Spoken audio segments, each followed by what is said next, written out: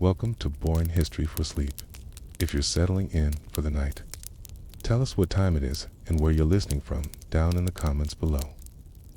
It helps others feel less alone in the quiet. If you enjoy slow, thoughtful stories about forgotten history, consider subscribing. We release calming historical documentaries like this every night at 2 a.m. Pacific. Now, let the silence of history begin. Asterisk, it began with wind, to not the poetic kind you read about in books, but the kind that shreds rooftops and throws humans like cloth. At precisely 8:15 a.m., Hiroshima's sky did not explode, it exhaled. A pulse of light, colorless and searing, moved faster than anyone could register. And then, wind. For Masaru Takayama, a 42-year-old clerk for the Inland Waterways Shipping Office, the morning began no differently than the others. He had already dipped his ink brush in the ceramic pot, writing down the day's fuel manifest. His last word, arrival, was never finished. The windows behind him turned white, and then they turned to knives. He remembered nothing for a few minutes. When Masaru awoke, he was no longer at his desk. He was in the alley outside the office, pressed face down against stones that were burning hot enough to blister through his shirt. When he lifted his face, the skin on his palms stayed on the ground. The air smelled like hot copper and burning fish. There was no noise, only a ringing so deep it felt like his brain was a bell that had just been struck.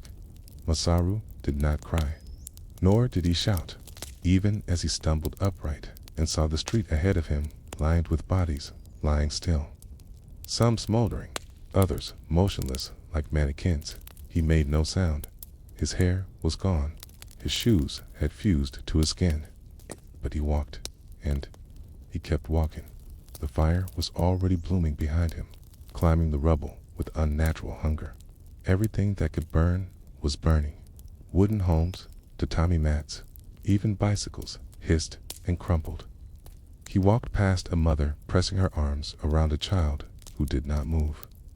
A woman, dazed and naked, stood in the remains of her kitchen, trying to pick up a kettle without realizing she no longer had fingers. Masaru did not ask for help. He did not offer it. He had already decided something, though he did not know what. In the quiet of his skull, a single vow began to crystallize. He would never speak of this, not just because of trauma, but because he somehow knew instinctively that what had happened was not to be named. Not now, not later. There were things he had seen in that first hour, that he understood were not meant to be explained. He crossed what had once been the Hondor shopping street. No signs remained. Glass was embedded into every surface.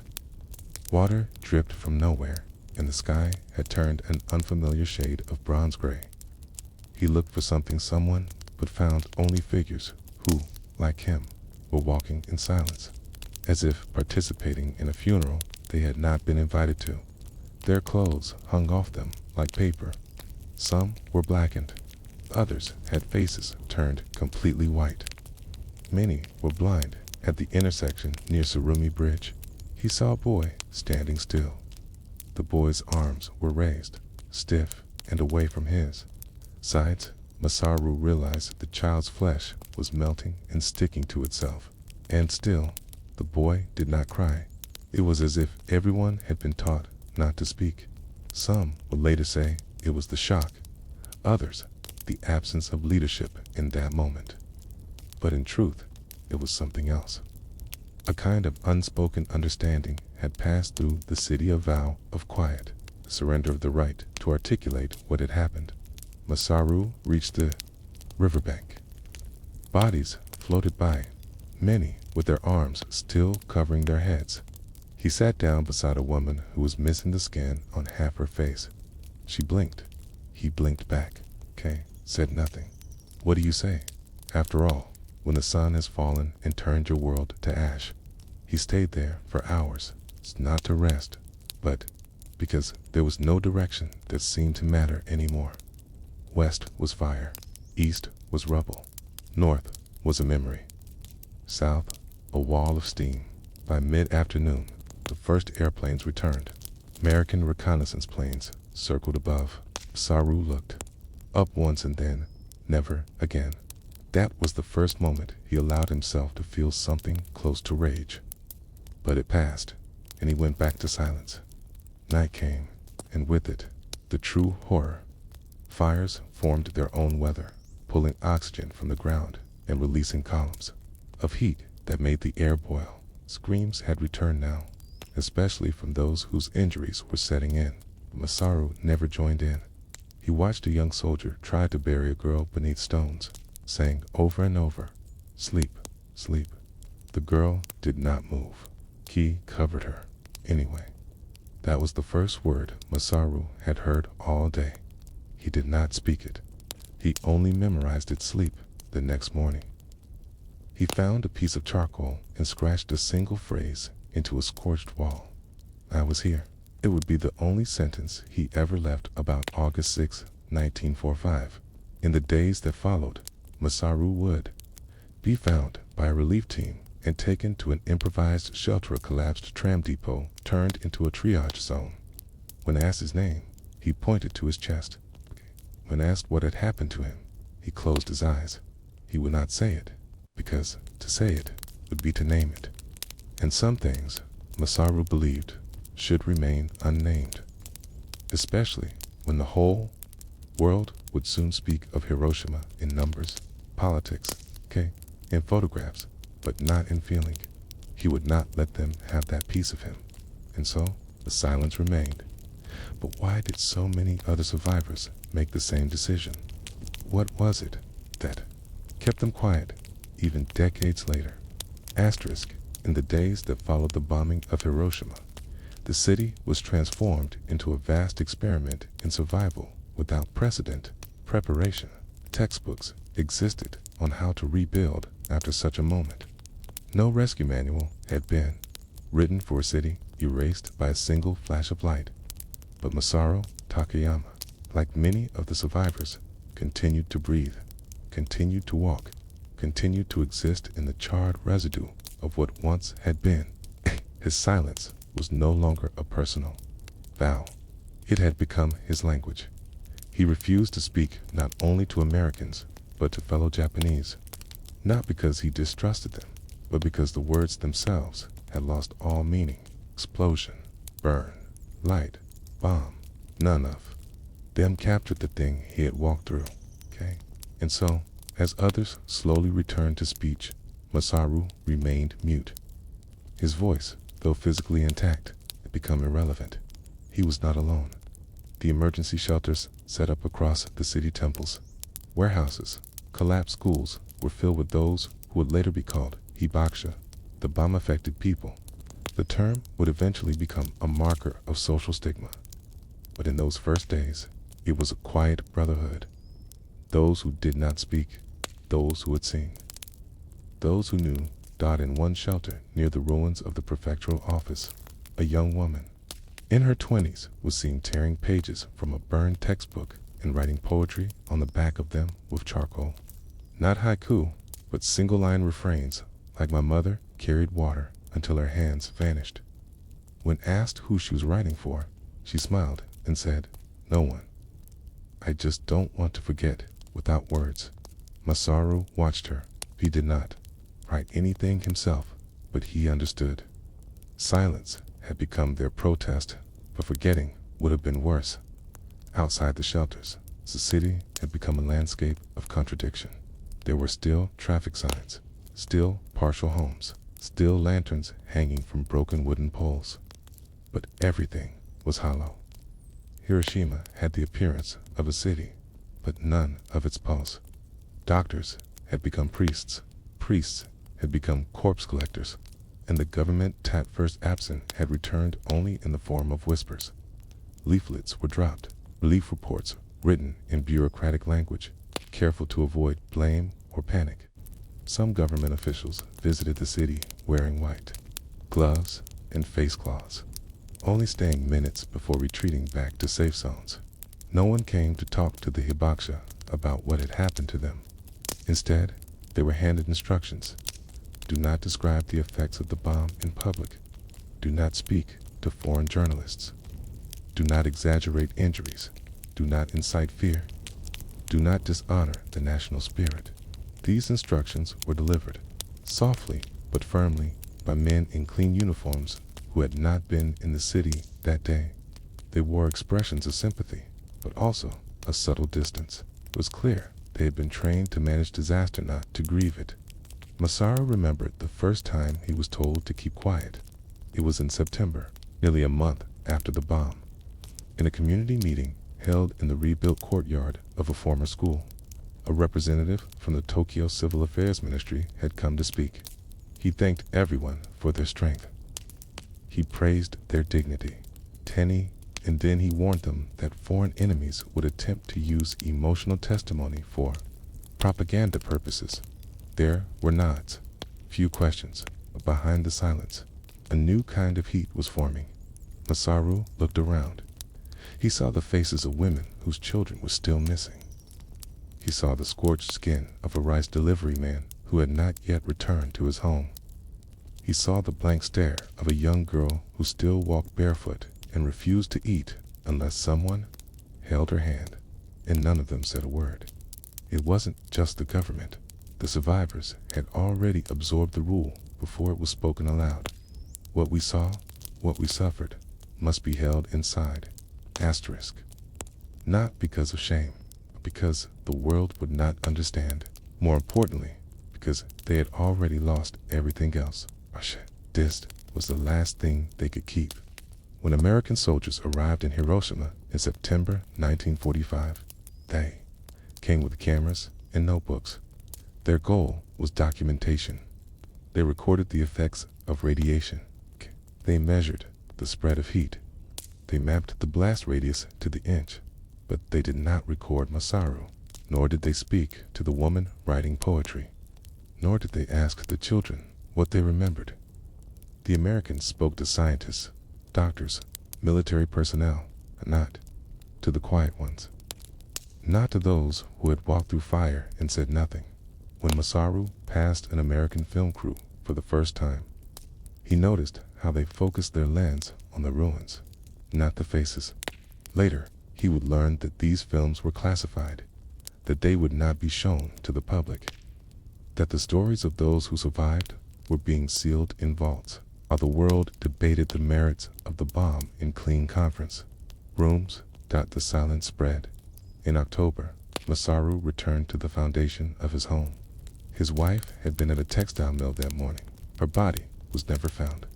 The only thing left was a melted clock and the outline of a handprint on the floorboards. He did not cry. He did not scream. He removed his shoes and stood barefoot where she had last been, and then he buried the clock. Later, survivors were encouraged to return to work, to rebuild, to move forward. Public ceremonies were held. Speeches were made, but Masaru did not attend them. Instead, he found work carrying bricks for a new train station. With every brick, he rebuilt something not of the city, but of himself. A structure of routine, framework of silence. Decades later, when Masaru was in his 70s, a journalist would finally find him. The man was Japanese, young, idealistic, and determined to capture the true voices of Hiroshima. He asked Masaru what he remembered. Masaru said nothing. He simply walked to a drawer and pulled out a single item, the ceramic ink pot from his desk. It had survived the blast, though it was warped and cracked. He handed it to the journalist and said, "This is all I brought with me from that day. The rest I left there." This was the first time Masaru had spoken about the bombing in nearly 40 years. But why did it take a lifetime for him to speak? What was it about the memory that required silence, even after the world begged for stories? Asterisk. Silence of Hiroshima did not last forever, not entirely. Over the decades, as Japan rebuilt and modernized, its train lines returned and school bells rang again in new concrete buildings, stories began to emerge, not loudly, not confidently, but in fragments. A woman remembered her sister's shoes, melted into the step of a bathhouse. A child recalled the scent of roasted soybeans right before the blast. A man described how the river had felt warm, then cold, then silent. Masaru Takayama, however, remained one of the many who had not spoken till that single moment in his 70s when he handed over the inkpot. The journalist who received it had expected more. He had come with tape recorders, notebooks, even a camera, but he put them away after that gesture. Somehow, he understood that this object small, cracked, and half-filled with dust contained more history than hours of audio ever could. Masaru did not offer explanations. He did not revisit the alley where he woke up, or the riverbank where he sat for hours. He simply said, "There was a time when people needed me to say something. I didn't, and I don't think I regret that." That sentence would later become the closing line of a published article titled "The City of Kept Secrets." The piece gained modest attention, but was never widely circulated. Most people had already formed their image of Hiroshima. Black and white photos of skeleton buildings, children with bandaged faces, mushroom clouds, but they rarely thought about the people who simply stopped speaking, the ones who didn't protest, didn't explain, didn't defend or accuse. They just lived, quietly, carefully, endlessly. Masaru's life after the bombing was defined by this pattern of muted motion. He never remarried. He never moved from Hiroshima. He kept to a small apartment and maintained a modest bonsai collection. In his spare time, he visited riverbanks and wrote down measurements of how much the water levels changed across seasons. He never published these notes. They filled dozens of pages. Once, when asked by a local museum archivist if he would participate in a commemorative oral history project, Masaru shook his head. "Do you want the truth?" he asked her. "Yes," she said. "Then you won't find it in my voice," he replied. It burned with the others. He was not being poetic. He was being precise. To Masaru, the very structure of his ability to tell the story had been incinerated along with the rest of the city. What remained was not a tale to be told, but a ritual to be repeated. Each year on August 6th, he would wake at 4 a.m. He would place a bowl of water outside his door. He would light one match and let it burn out in the ashtray. He would sit for an hour. He would write nothing, and then he would return to his day as if it had not happened. In some ways, this private routine was more powerful than any televised memorial. It was the daily act of not forgetting without spectacle. By the time he passed away in his 89th year, Masaru Takayama had spoken publicly about the bombing only 3 times. Once to the journalist, once to a high school student who asked why. He limped, and once to himself in the mirror on the morning of August 6, 1995, the 50th anniversary. That morning, he had looked at his own face and said, "I remember." No one else was in the room in the years that followed his death. His apartment was cleared by volunteers. Among his belongings, they found a cracked ceramic inkpot, a stack of notebooks filled with rainfall measurements, a single letter, never sent, addressed to no one, containing only 5 words. "I walked through the fire." The letter now sits in a drawer at a small regional archive in Hiroshima, not on display, but preserved. It is one of thousands of similar fragments, notes, photos, half-burned possessions that tell the story no one wanted to say out loud. And that is what makes Hiroshima different from any other historical event taught in school books or documentaries. The silence surrounding it wasn't born from censorship alone. It was chosen, because to survive something unspeakable sometimes means never speaking it. Some survivors feared the stigma, others feared the memory. But many, like Masaru, feared that language itself could not carry what they had seen without breaking it. Words, after all, are designed to hold things. But some things are too hot, too large, it's unspeakably intimate. What would it mean to carry a memory so large that even history must whisper around it? and how many others, like Masaru, buried there. Stories beneath routine, waiting for a world that would know how to listen. Asterisk, they had come to school that morning expecting to copy vocabulary. August 6th, 1945, began like any other summer day in Hiroshima for the students of 1st Hiroshima Girls High School. The sun had risen warm and yellow. Cicadas clung to bark, and telephone poles humming their endless, hypnotic warnings. At 7:45 a.m., lines of girls in matching uniforms, most between ages 12 and 15, gathered for what was meant to be a civic task, part of the national war effort: demolition duty. The idea was simple. If air raids came in, they had many times in nearby cities fire breaks would be necessary. So students were organized into work teams, sent out in groups to remove wooden houses and widen the streets. The goal was to stop fire from leaping from one structure to another. Most days, they hauled wood, shoveled soil, and stacked bricks with calloused hands. That morning, the girls of Class 5 were stationed just 500 meters from the hypocenter, and then, at 8:15 a.m., they vanished. Not one scream was recorded from that worksite. Not one girl survived.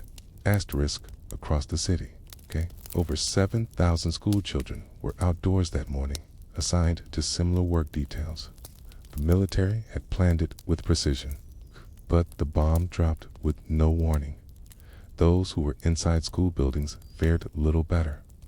Windows exploded inward, chalkboards melted, and entire classrooms were swallowed in flame. But this is not the story of the girls who died. This is the story of the ones who had the terrible luck to survive it, who, within days, were ordered to clean up the remains. No funeral, no procession, no time, just orders. Asterisk, by the second week of August, rescue efforts had transformed into recovery. The city's administration was overwhelmed. Entire neighborhoods had collapsed.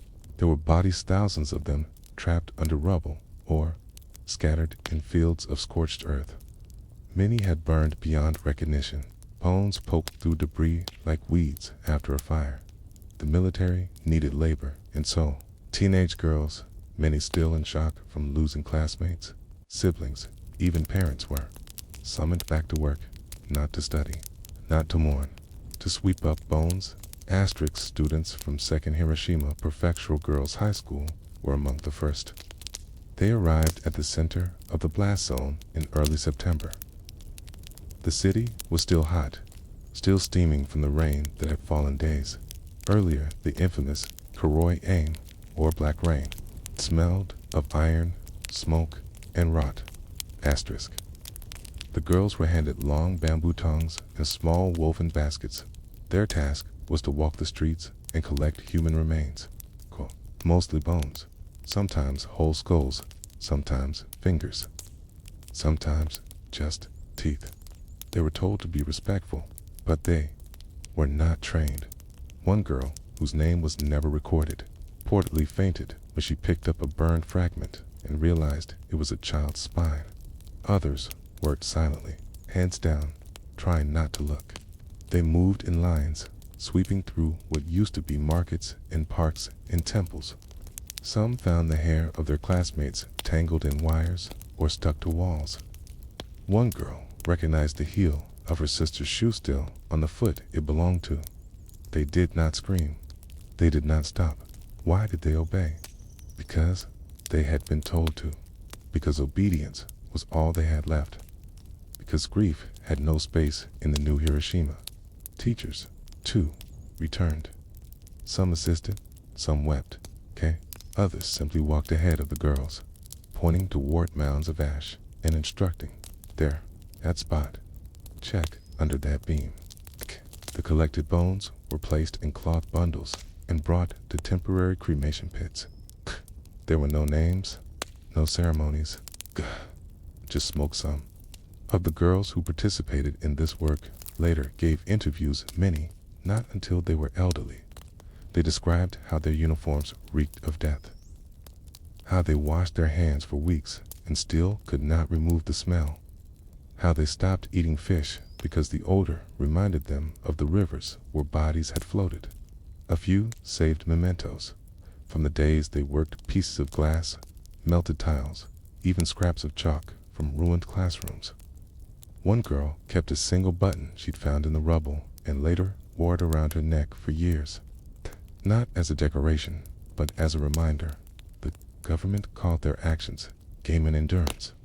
The girls called it duty. But behind closed doors, many of them struggled to sleep for the rest of their lives. They had nightmares of limbs in dust, of bone fragments clattering in baskets, of classmates calling their names from beneath the ground. Some tried to tell their parents.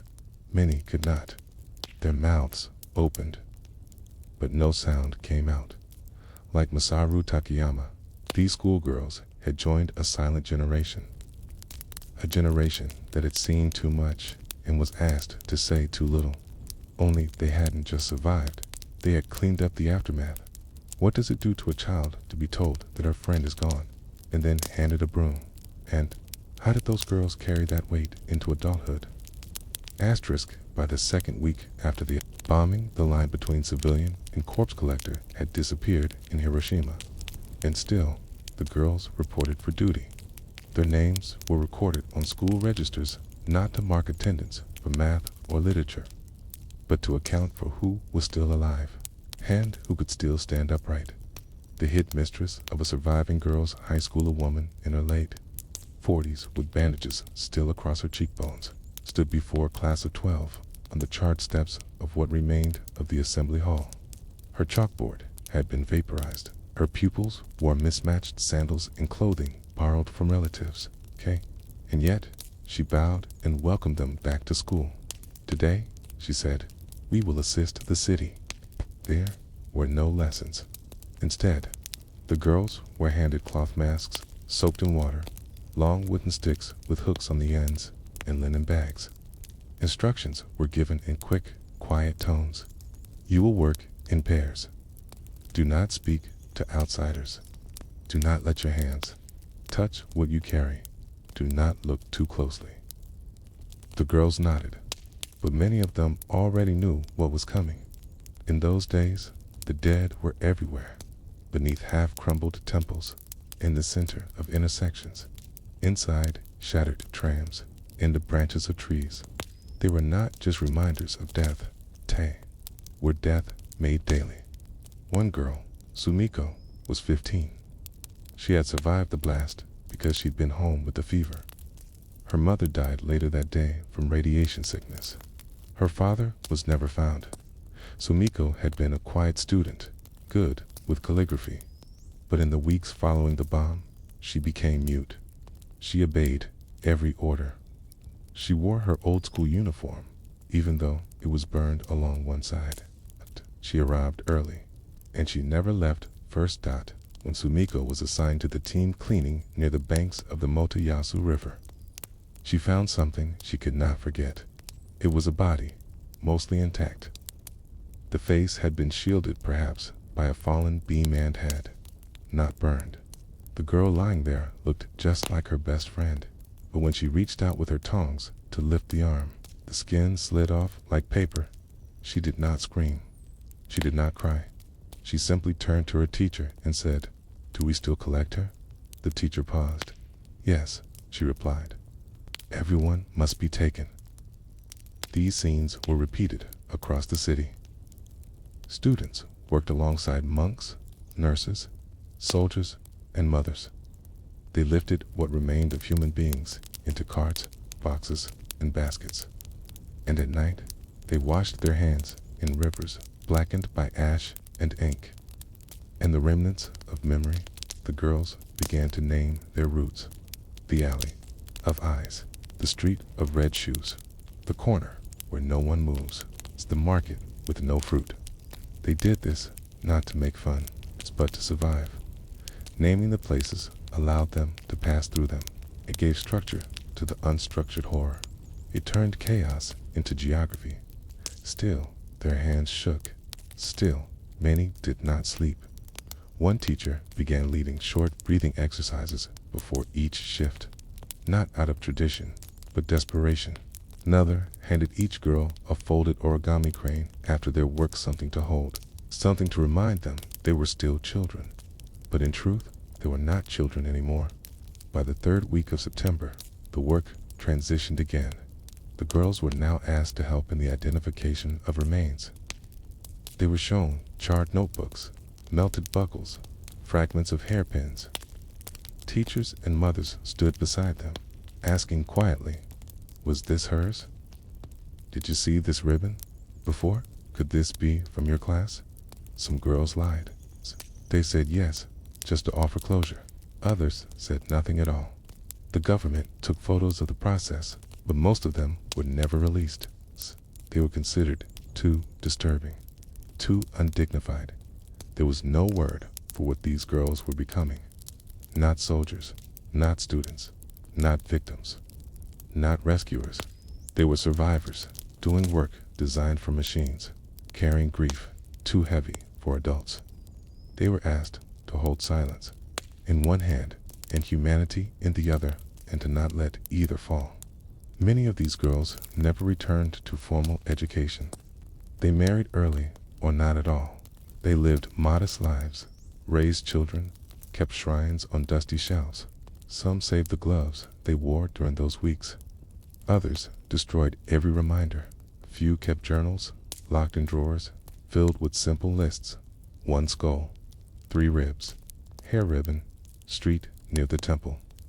2 shoes, charred, possible size 6, edge of playground, nothing found, area fully burned. These were not diary entries. They were inventories of grief. One such journal, found after the author's death, contained a note in its back cover. "I wrote these things so they would not live in my dreams, but they came anyway." The girl who wrote that note never spoke publicly. She was not honored at any memorial. Her name was not printed in textbooks, but her story, like those of all the schoolgirls who were made to collect the dead remains, embedded in Hiroshima's bones. What happens when a child is taught to clean up after history instead of being allowed to learn it? And who writes their names down when history prefers not to remember? Years passed. The girls who had been tasked with collecting bones became women who rarely spoke of it. They married, or they didn't. Some left Hiroshima entirely, moving to Tokyo, Kyoto, Nagasaki, where else? Some became teachers themselves, leading the next generation of children through morning greetings, math drills, quiet lunches under paper windows, but they never taught the subject of that August, not directly. If a student asked about the war, they spoke of rationing. If a child mentioned the bomb, they spoke of rebuilding. No one explained what it meant to lift the crumbling arm of a classmate into a basket. Some things were not written in textbooks, and they certainly were not taught in classrooms. The silence was not only personal, it was national. For years, the stories of the Abrupt survivors were softened, sanitized, or omitted altogether. The girls who had swept up Hiroshima's bones were not interviewed for newsreels. They were not asked to give testimonies at government panels. Their labor, their trauma, their extraordinary resilience had all been filed away in unmarked folders, but the memory remained. It crept in at night, dreams of fire and dust. It arrived at odd moments when folding clothes, washing dishes, or watching children run in schoolyards. A flash of sunlight across a brick wall would suddenly resemble the heat of the blast. The cry of a bird might echo a scream buried long ago. One woman, Fumiko, worked as a postal clerk well into her 60s. She never married. She had been 15 when she was ordered to clean the site of a collapsed department store. For weeks, she collected bones from what had been the children's clothing section. When asked, decades later, why she had never spoken of it, she replied, "Because no one wanted to hear the kind of things I had to say, and maybe I didn't want to say them either." Fumiko died in her apartment in 1992. Among her belongings was a sealed envelope addressed to the future. Inside was a single sheet of paper with neat handwriting that read, "My class was 24 girls. I buried 21. I swept up pieces of 2 more. I do not know where the last one went. Her name was Keiko. That letter is now preserved in the Hiroshima Peace Memorial Museum, but not on public display.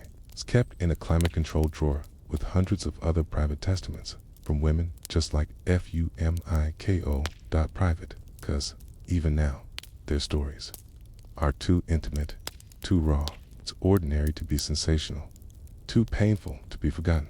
In the early 2000s, a quiet campaign was started by a group of aging Hibakusha, mostly women, who had been students during the bombing. They met in community centers and former school auditoriums, their gatherings, small and subdued. Their goal wasn't protest or political action. They wanted one thing, a memorial, not a statue, not a monument, just a list of names.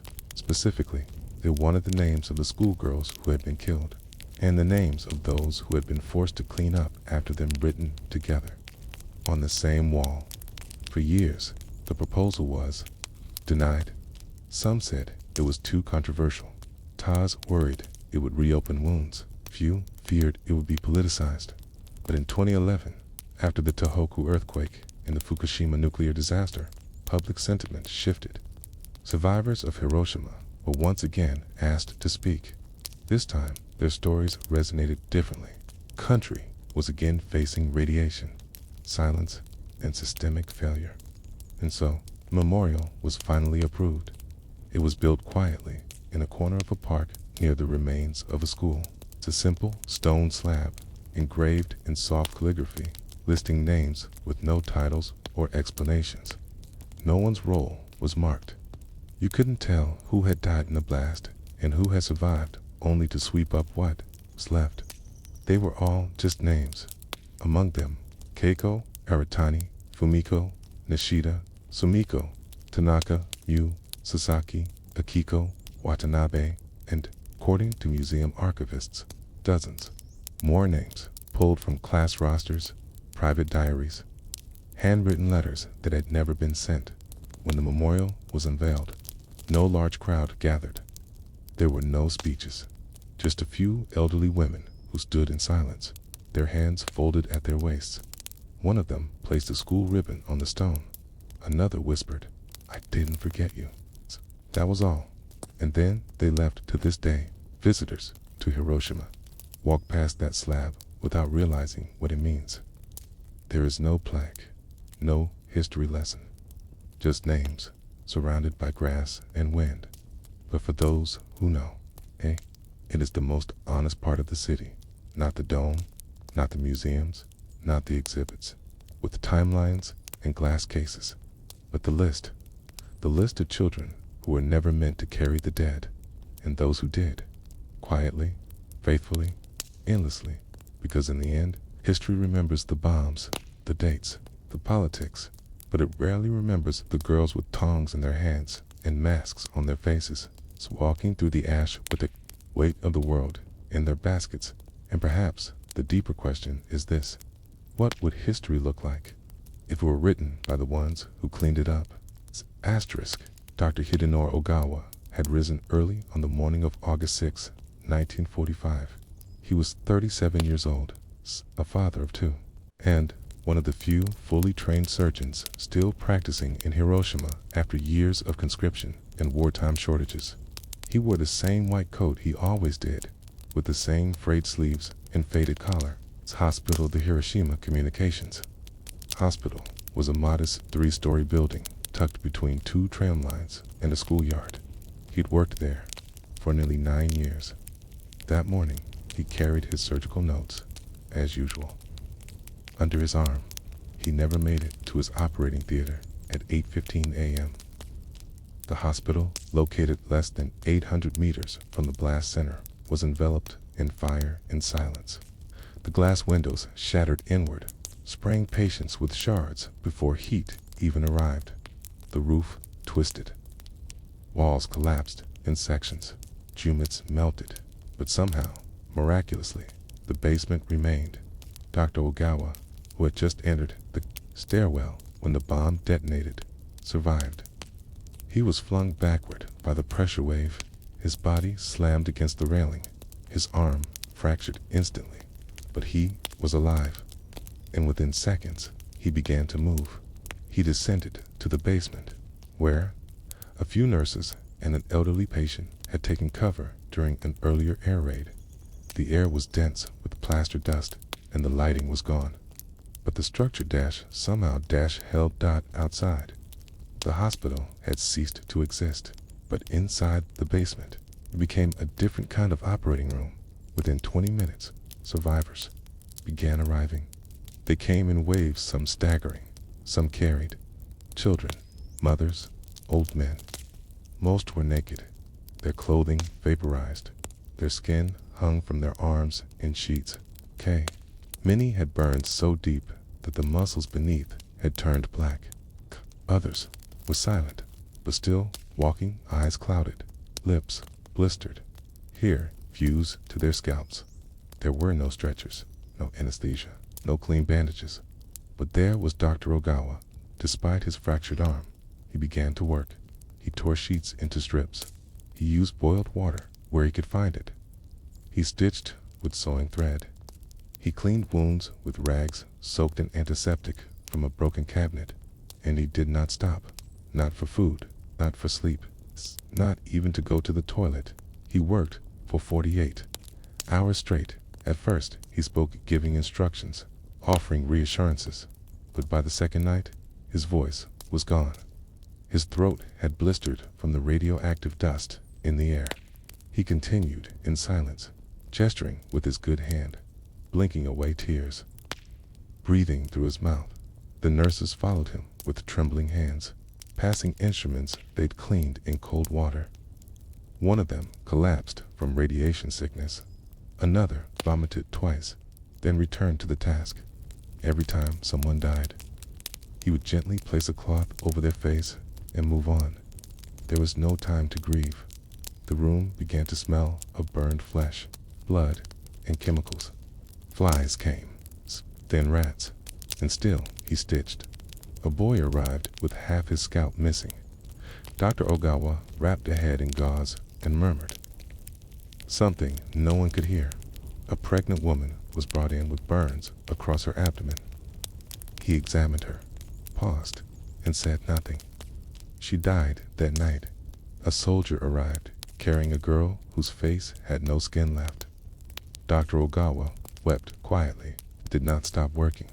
At some point during the second night, he fainted. The nurses revived him with cold tea, and he returned to the table.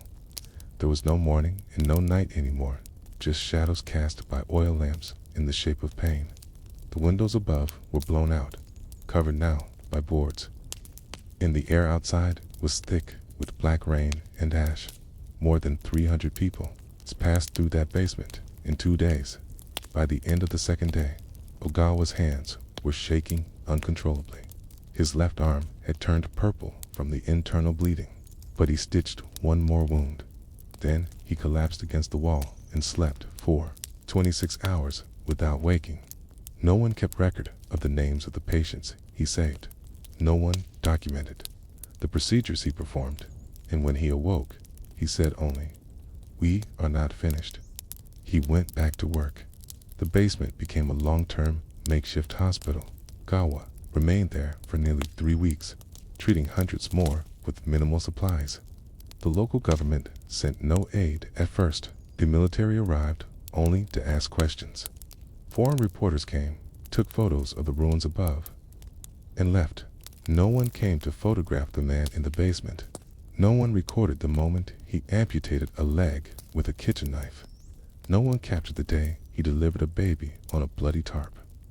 No one filmed the silent rows of survivors lying shoulder to shoulder, waiting not for treatment, but for his eyes to land on them.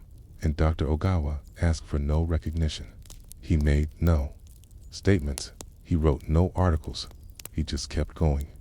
Years later, when the hospital was rebuilt, he refused a promotion. He continued to work in a small corner office, seeing patients for ordinary ailments, sprains, cuts, bronchitis. The staff called him sensei, but he never wore a white coat again. It's just a faded jacket with rolled up sleeves. he never gave. Interviews. When asked why he stayed in Hiroshima, he replied, "Because there is still pain here, and because I remember every face." No plaques were made in his honor during his lifetime. He passed away in 1972, quietly during his afternoon nap. Only then was his story compiled, piece by piece, from nurses' notes, old patient records, and a single pocket diary he kept during those first weeks. The pages were stained, many unreadable. But on one page, written shakily in pencil, he had scrawled, "Stitched 54 today. Many small, many young. Not enough thread. We'll try again tomorrow." It was dated August 8th, 1945. Why did he keep working when everything else had collapsed? And what part of him kept stitching even after the world had been torn open? Asterisk, by the time the third week of August arrived, the basement of the communications hospital had turned into something between a hospice and a battlefield. There were no formal wards. The wounded lay in lines along the floor, some resting on straw mats, others directly on the concrete. There were no beds, no privacy, no partitions, just oil lamps, occasional coughing, and the quiet movement of feet. The hallway smelled of iodine, sweat, and decay. The low ceiling caught the heat, making the air thick enough to chew. Its time passed not by clock, but by pain, and through it all, Dr. Hidenori Ogawa continued. His fractured arm had swollen badly. He had tied a wooden splint to it with a sash from his old surgical gown. The fingers of that hand no longer closed fully, but he used the other one with tireless precision. Even sleep was mechanical. He would sit in the corner, head tilted against the wall, eyes shut for 20 minutes, then wake and resume. He never raised his voice. He never shouted. But he never stopped moving. By now, everyone in the district had heard of the doctor below the ground. Refugees who'd wandered in from the suburbs, those who had escaped the fires and fallen. Buildings began carrying their injured family members to him. Some came from as far as the Miyajima ferry. Some walked with bloodied rags tied to their heads. Some arrived too late. There was a moment, one of the nurses recalled, when a man placed his son in Ogawa's arms, then walked outside to die. The man said nothing. Ogawa said nothing back. The boy survived, but Dr. Ogawa never asked for his name. There were moments of horror that would remain unspoken for decades. One patient, a woman who had fallen into a drainage canal and emerged 3 days later, had burned so deep that her breath came in bursts of steam. Ogawa cleaned the wounds without flinching. He tied strips of cotton soaked in salt water because there were no antibiotics left. Another was a soldier with a nail embedded in his eye. There were no surgical tools fit for that work, so Ogawa used a sharpened spoon. Later, when that soldier recovered sight in the other eye, he wrote a letter of thanks. Dr. Ogawa never replied. He never kept the letter. The outside world had started to function again by early September. American doctors had arrived to study radiation injuries. Medical researchers carried notebooks and Geiger counters. They asked survivors about their symptoms, about the brightness of the flash, about how many seconds had passed before the fire. They handed out forms, but no one asked what it had been like to try and save people with one good hand and a sewing needle. No one measured that. Dr. Ogawa didn't care. He had no time for press, nor interest in science. He treated symptoms. He drained abscesses. He soothed fevers. He stitched skin when there was enough to hold together. But the most harrowing cases weren't the inburned or the bleeding. They were the quiet ones. Patients who stopped eating, stopped speaking, stopped reacting altogether. Ogawa had no medicine. For this, he would sit beside them, place a hand gently on the chest or arm, and remain there. Once, a young girl who had lost her mother, father, and both siblings looked up at him and said, "Sensei, I want to be smoked too." He didn't answer. Instead, he brought her a bowl of rice and placed it beside her. When she didn't touch it, he returned an hour later with a smaller bowl. She ate one bite. He said nothing. The next day, he repeated the gesture, a third of a bowl, then half, then full. Weeks later, she smiled. He never told her she would be fine. He never promised the pain would fade. He simply stayed, like a post left, standing in a storm. Other doctors would later say that Ogawa had unusual endurance. Some suspected he had conditioned himself mentally through habit or trauma. Others believed he had no choice, that when everything else had failed, he had reduced medicine to its essence: presence, action, repetition. A surgeon who visited Hiroshima in October interviewed Ogawa briefly. When asked what he had used as antiseptic, Ogawa shrugged and said, "Boiled water, salt, alcohol from a broken cabinet, sometimes sake." The surgeon blinked. "And for anesthesia," Ogawa replied, "a cloth to bite." He never asked for more. Eventually, a new medical team was established. Supplies trickled in. The basement clinic was moved above ground. Ogawa was offered a promotion head of triage. He refused. He kept seeing patients in the corner of a tent. The nurses followed his lead. They began referring to him not just as sensei, but as Hibari, the larka bird that sings softly even when wounded. In the evenings, when things were quiet, Ogawa sometimes stood near the remains of the river bridge. He would look out at the water, hands behind his back, breathing slowly. One nurse, Tomiko, once asked him what he thought about while staring out at the river. He said, "I think about the ones I failed, and I try to remember their faces." She asked if that helped. He said, "No, but it's the only way they stay." In one of the few interviews he ever allowed, he was asked if he considered himself a hero. He replied, "No, heroes save people. I just tried to lose fewer." By then, his hands had trembled for years. His fingers no longer held a scalpel properly. He had stopped performing surgery, but he continued seeing patients, fevers, colds, chest pain. Every day, someone would thank him. Every day, he would nod, but not smile. And still, the question remains, why did a man with no tools, no rest, and no hope keep stitching even when there was nothing left to fix? Hey, one part of him believed that it mattered. Asterisk, by the time Hiroshima was being paved and polished again, when fresh tram lines rolled past skeletal trees and schoolyards reopened and prefabricated, structures, Dr. Ogawa had quietly returned to what the city now called normal life. But his normal was unlike anyone else's. He no longer wore a surgeon's coat. He stopped writing in medical journals. He treated everyday complaints with quiet competence, but never took more than 5 patients a day. His fractured arm had healed poorly. His left hand never fully closed again. No one ever heard him complain, but there were habits he never lost.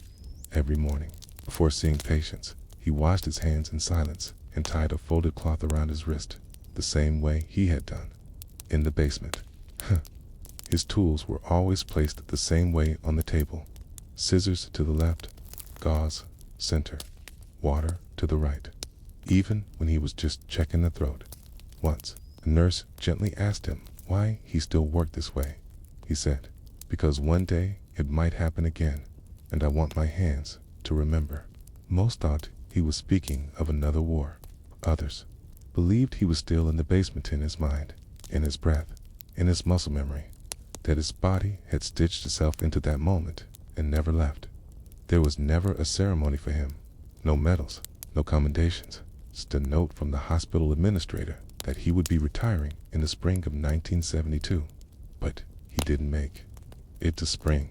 On a cold February afternoon, after finishing with his last patient, Dr. Ogawa sat in his chair, looked out the window toward the river, and stopped breathing. He had not been ill. He had not spoken of pain. He simply slowed and then stilled. The staff did not panic. They called it a peaceful passing. But one nurse, Tamika, the same one who had once asked him what he thought about at the river, found something in his desk drawer later that day. A tiny notebook, soft at the corners. Inside were pages and pages of lists, but not patient names, not symptoms, not medicines, just drawings. Each page held a simple line sketch of a face, some serene, some broken, some half-dash finished. In total, there were 1, 3, 4, the exact number of people he had recorded as dying in his arms in the weeks following the blast. No names were written, only faint captions beneath each one. The girl with the bird voice, the old man who sang in his sleep, the baby who held my thumb. These were the stories he never told out loud, the ones he carried in his shaking fingers and stitched into silence. One final note was taped to the last page. If you find these, forgive me. I couldn't forget them. His funeral was small. A few colleagues attended. Some former patients came, now elderly themselves. One woman who had lost her father in the blast and remembered Ogawa cleaning her wounds at age 7, stood beside his photo and placed a folded white crane in the offering.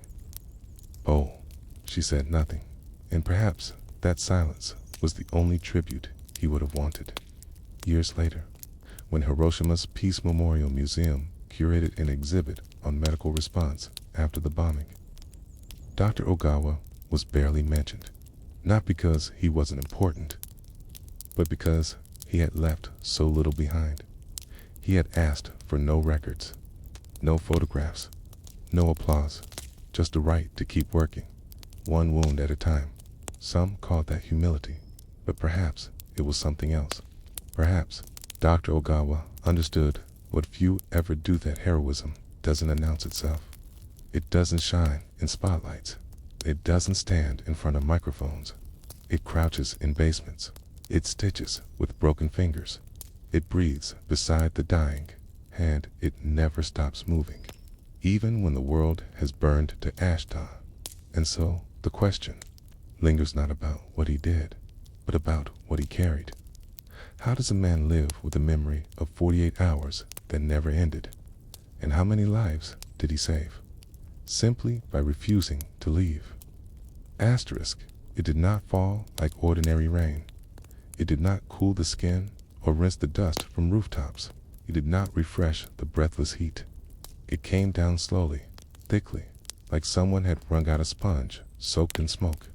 It smeared across skin and puddled like ink. They called it Kuroi Emta, black rain, in the hours after the bomb fell on Hiroshima, after the sky turned white, then orange, then gray. Something strange began to happen in the outer districts. Villages just outside the city where people had watched the mushroom cloud rise like a tree whose roots were in hell, began to feel drops on their cheeks, not soft ones, asterisk, pivy, sticky. They touched it with confusion. Children pointed. Mothers ducked under overhangs. Farmers paused mid-stride, unsure whether to return to the fields or seek shelter. Some thought it was oil. Others thought the Americans had released a second attack, this time chemical. It stained clothing instantly, left trails on walls. Umbrellas, even leaves, stung slightly when it hit open wounds. And worst of all, it tasted like charcoal and metal. Asterisk. But no one was told to avoid it, because no one knew what it was. Black rain had never been seen before, not like this. Not so soon after a single bomb had obliterated an entire city. And no one had yet explained that the particles floating down weren't just soot. They weren't just ash.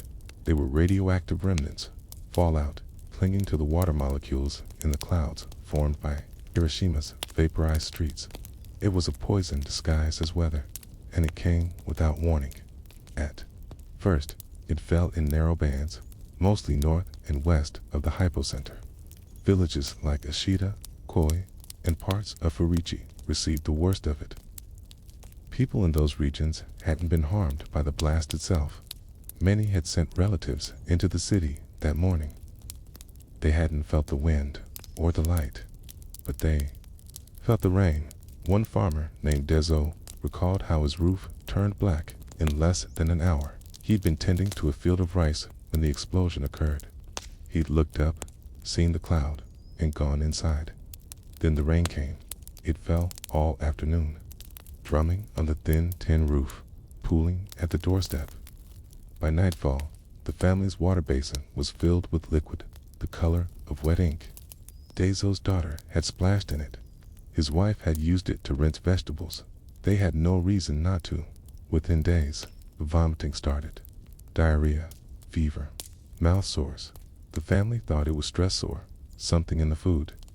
They had no injuries, after all, no burns. They'd been miles from the explosion, but the sickness came anyway, and it didn't leave. They were not alone. Reports from across the outer districts echoed the same pattern.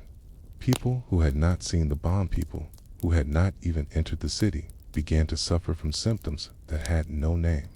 Hair fell out in clumps, gums bled, skin turned grayish and thin. Doctors were baffled. There was no fire, no smoke.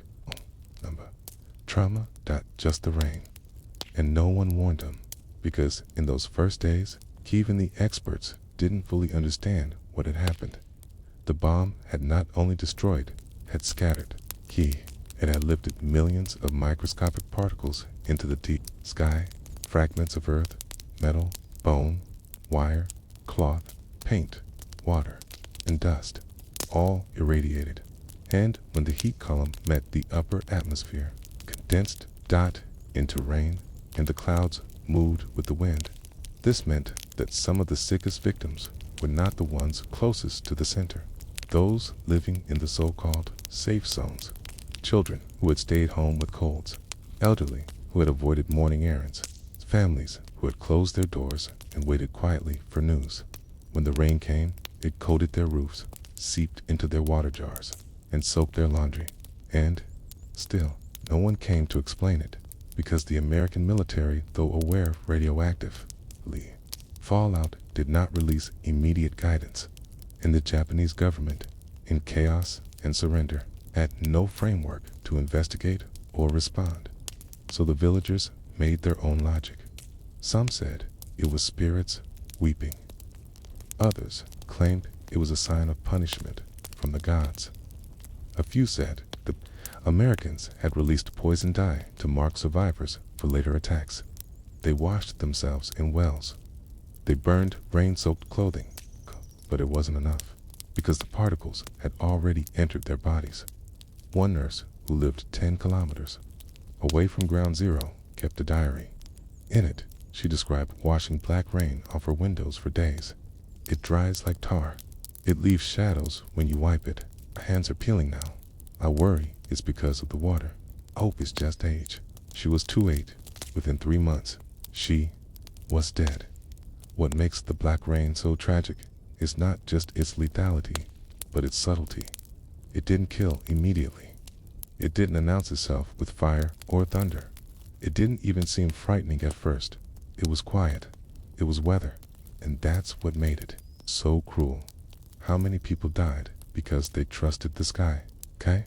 How many drank rain that looked like tea, thinking it was a gift, not a curse?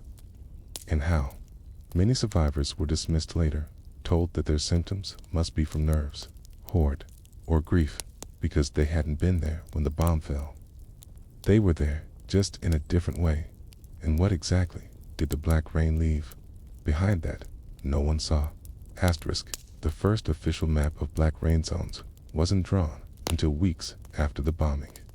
It was based on anecdotal observations, places where clothes had stained, where animals had refused to drink from puddles, where children had become inexplicably sick. But the damage had already been done by the time the maps were inked. The rain had dried. The puddles had soaked into gardens. Water jars had been emptied and refilled a dozen times. Most of the villages, like Dezo's family, had returned to routines. Their crops already wet with poison, and still, the city did not warn them, because it did not understand what was happening, or did not want to. Fallout at the time was not a well-understood concept outside elite circles of physicists and military advisors. The average citizen had no framework for it. If a house burned, they understood that fire had touched it. If a man coughed, it was because of dust. But how do you explain death that comes through the rain? Thrown in the hills north of Hiroshima, a schoolteacher named Etsuko began to keep a journal. Her village, located 9 kilometers from the blast, had not seen the flash directly. But on August 6th, she described a sudden, dark drizzle that frightened the students. They huddled indoors and covered their faces with scarves. But later that week, several of the children developed nosebleeds. One girl fainted during her lunch. Another boy refused to eat, saying food smelled like broken wood.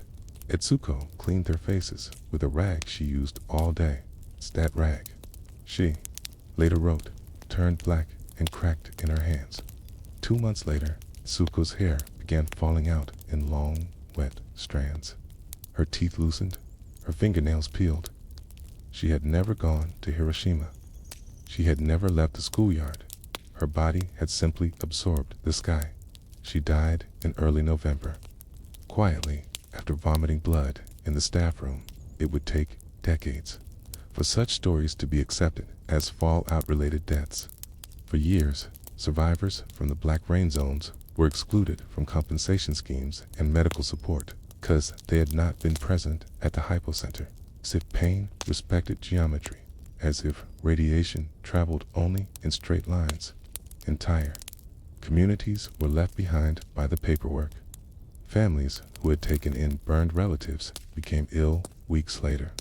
One grandmother, who had cared for her injured grandson with a damp towel, died of leukemia before winter. She had never left her village. Her name was not included in the records.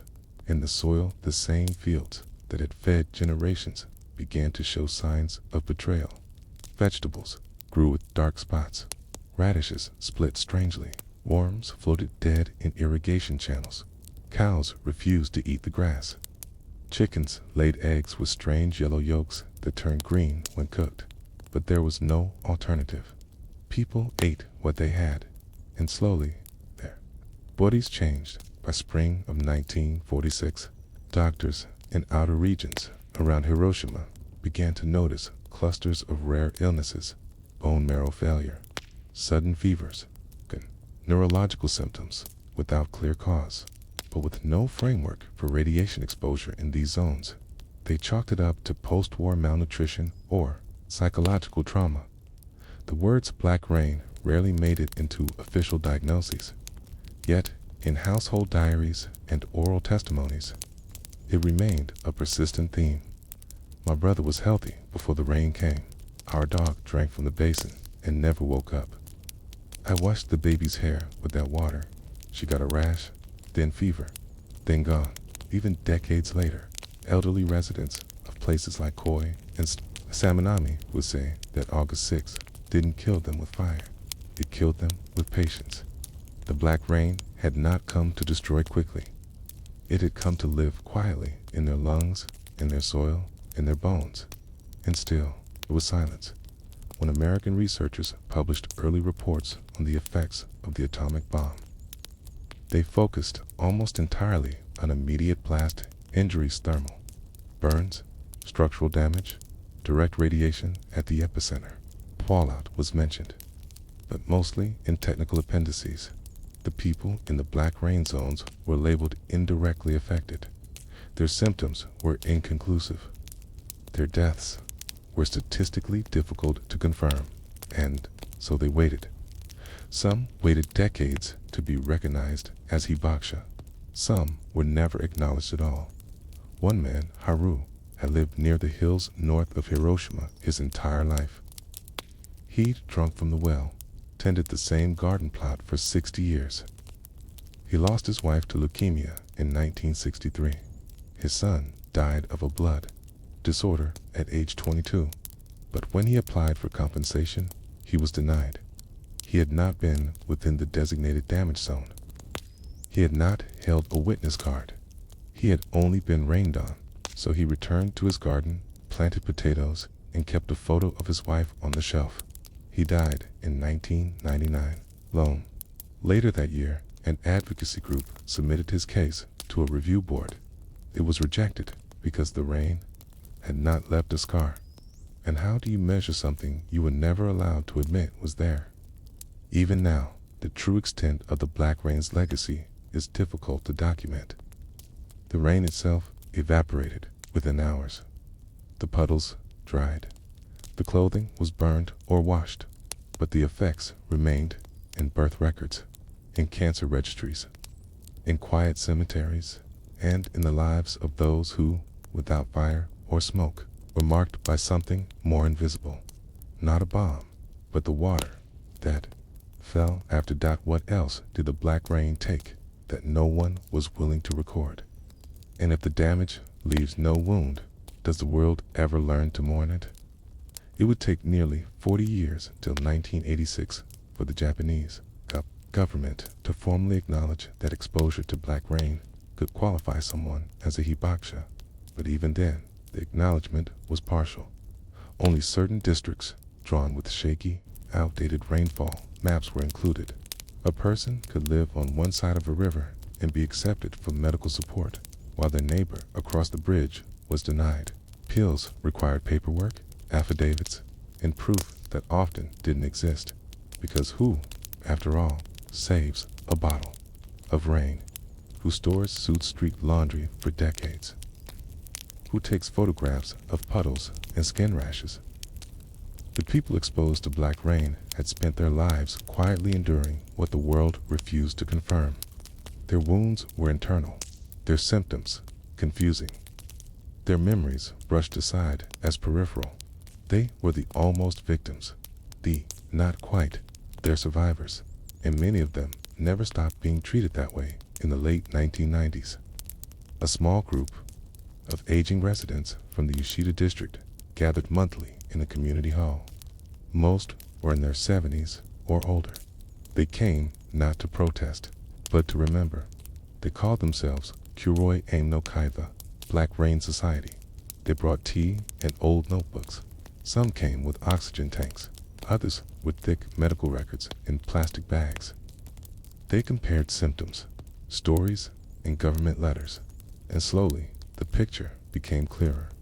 One woman, Kimi, shared how her mother had developed tumors along her spine in the 1950s. She'd only been 13 in August of 1945, never entered the city, but her family's laundry had been soaked by the black rain. Her mother had hung the clothing inside to dry. They had all slept beside it. Akimi had grown up weak, prone to fever, always tired.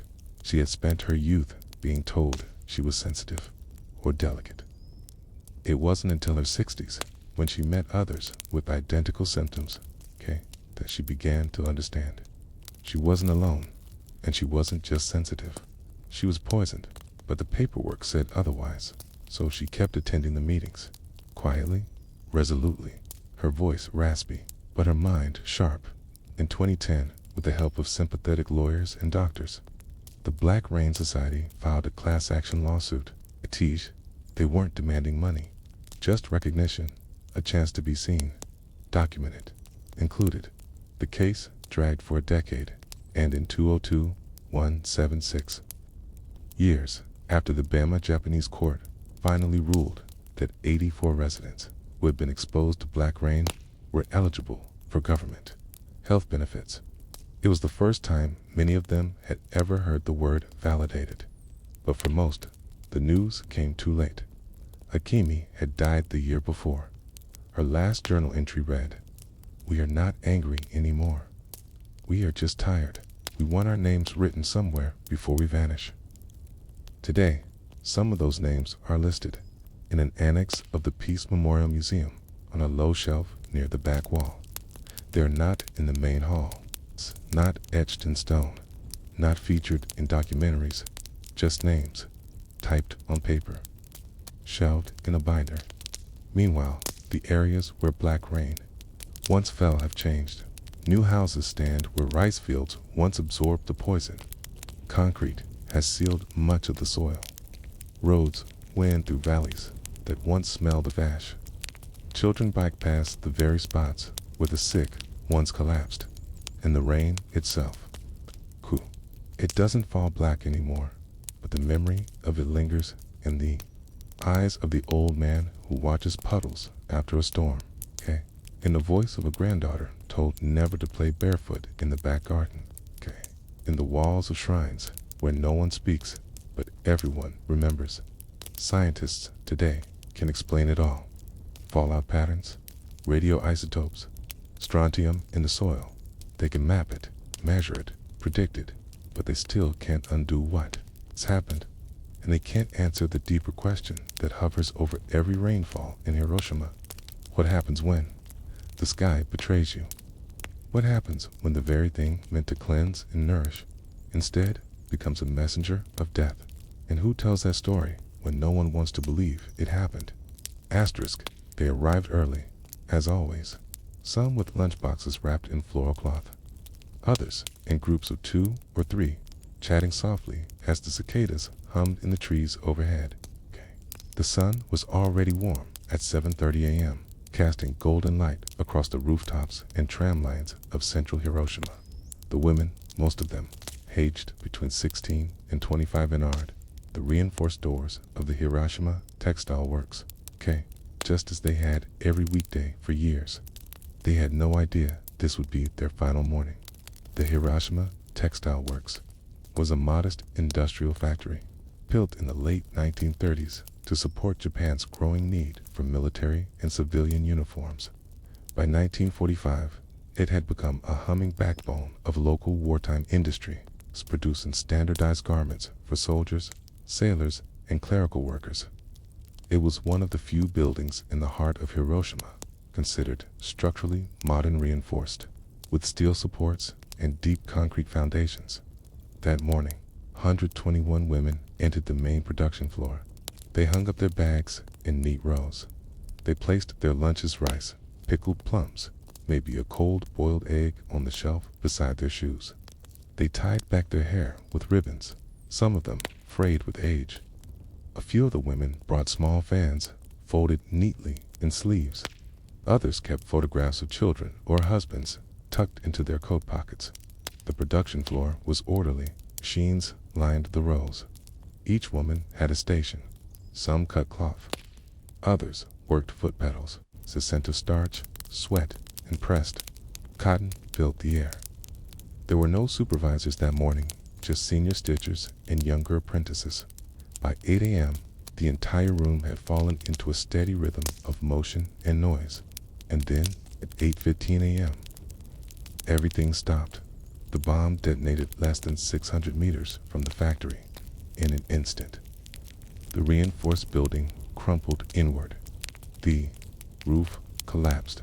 The windows, designed to withstand tremors, exploded inwards with the force of 10 hurricanes. The temperature inside the building surged past 3,000 degrees Celsius for a brief moment. Not one woman had time to scream. Those closest to the windows were vaporized instantly. Those further inside were crushed by the structure. Those beneath the floor level on break, or retrieving thread from storage were trapped in a tomb of fire and steel by 8:16. There was nothing left but twisted beams, seared concrete, and the faint smell of burned starch. For days, no one could even tell what building had once stood there, and yet their absence was deafening.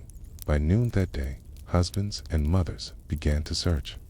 Many of the women were expected home by early afternoon, as factory shifts had shortened in recent weeks due to the intensifying war effort, but they never arrived. Trams were no longer running. The streets were rubble.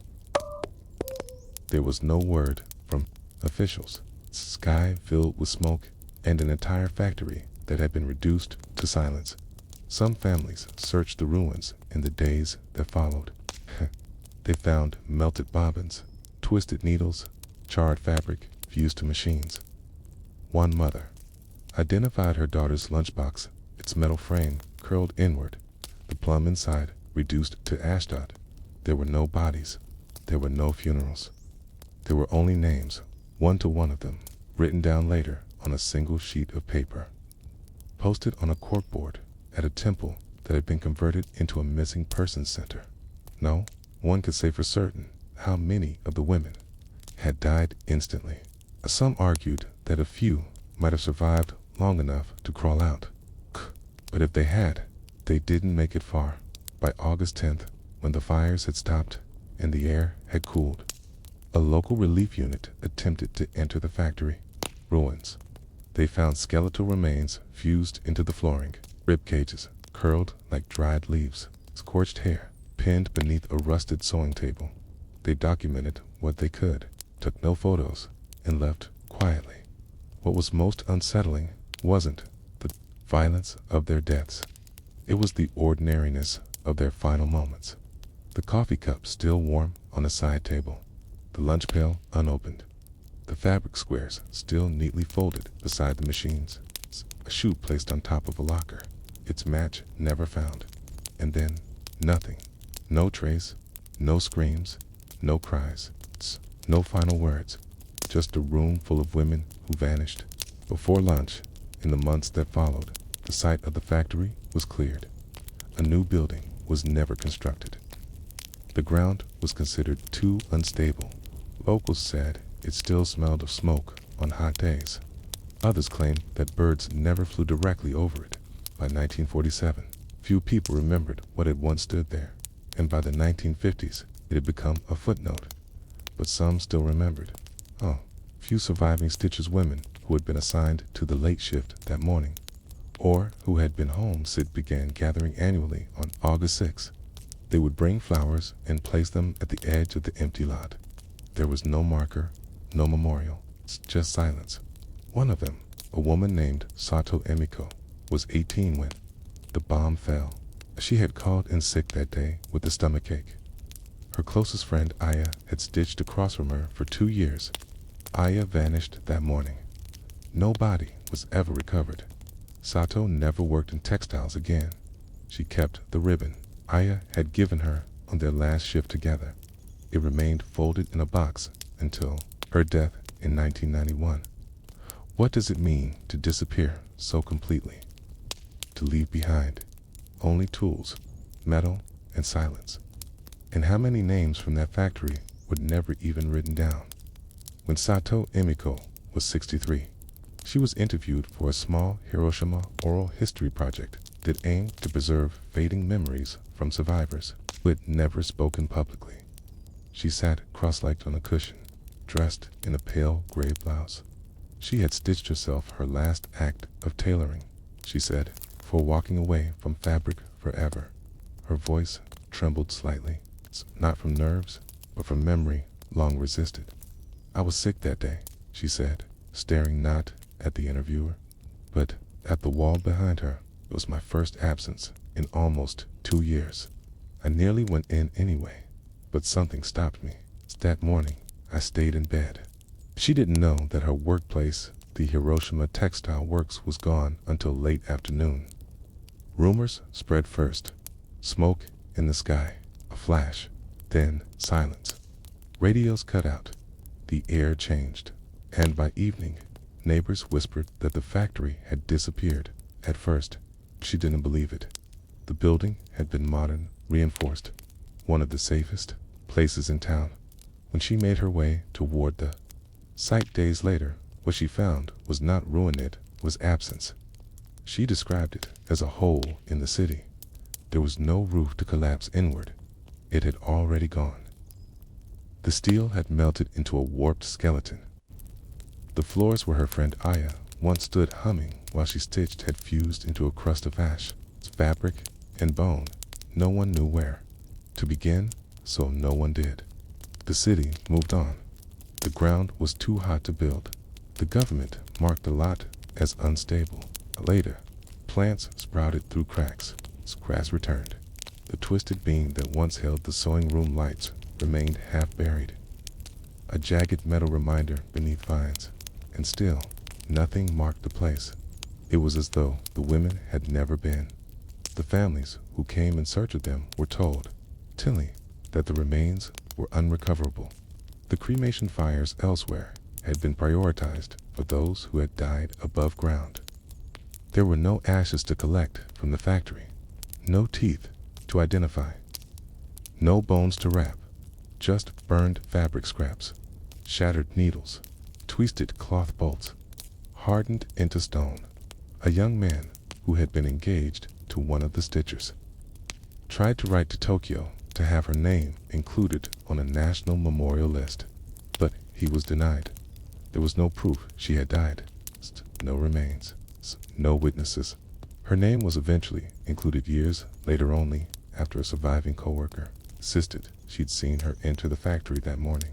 One woman, whose daughter had perished that day, visited the site every year with incense. She knelt beside the overgrown grass and pressed her palms to the earth. In 1954, she brought her granddaughter for the first time. The little girl asked why there was no statue. There were too many statues after the war, the grandmother said. Not enough quiet. That silence became a kind of ritual. The families of the 121 women formed an unspoken agreement. No speeches, no public mourning, only quiet gestures, flower laid, cloth folded. A moment held, but one gesture stood out in 1965. On the 20th anniversary of the bombing, someone left a dress.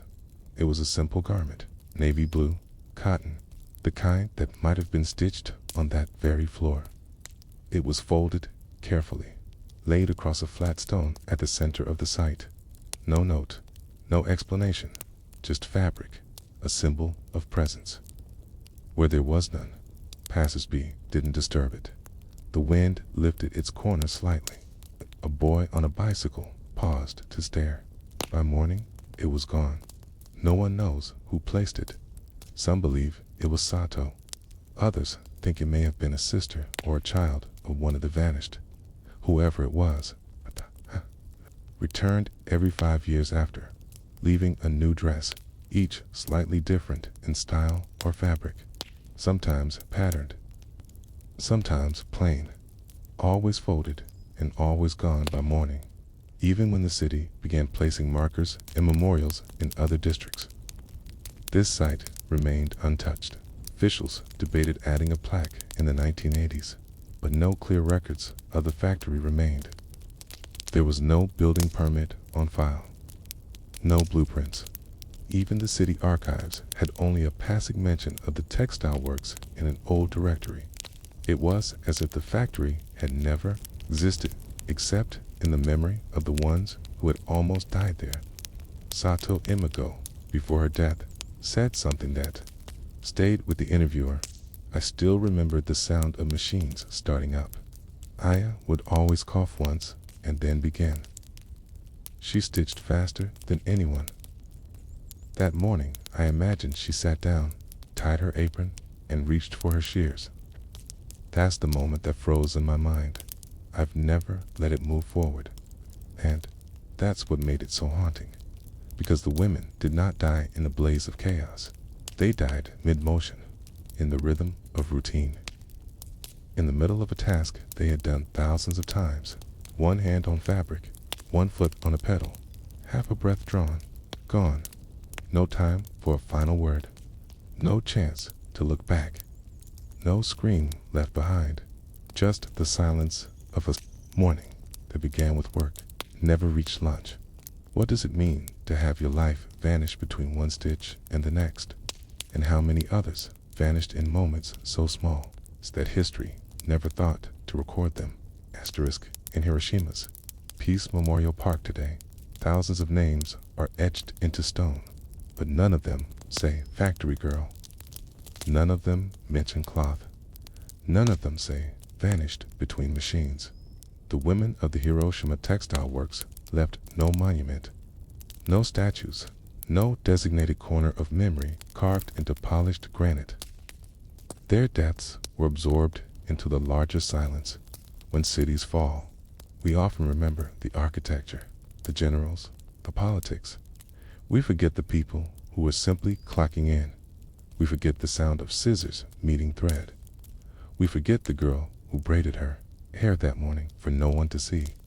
We forget the friendships that were never mourned because no one could find the bodies, but some people do remember. In 2004, a quiet effort began among local historians and descendants of the missing to locate the official employee records of the factory.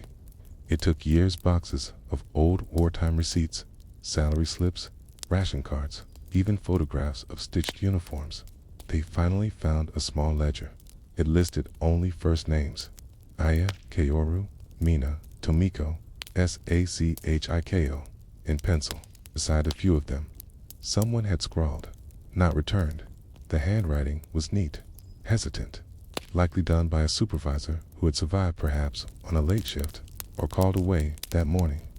The final page of the book was empty. Single note at the bottom: "Building lost. All quiet."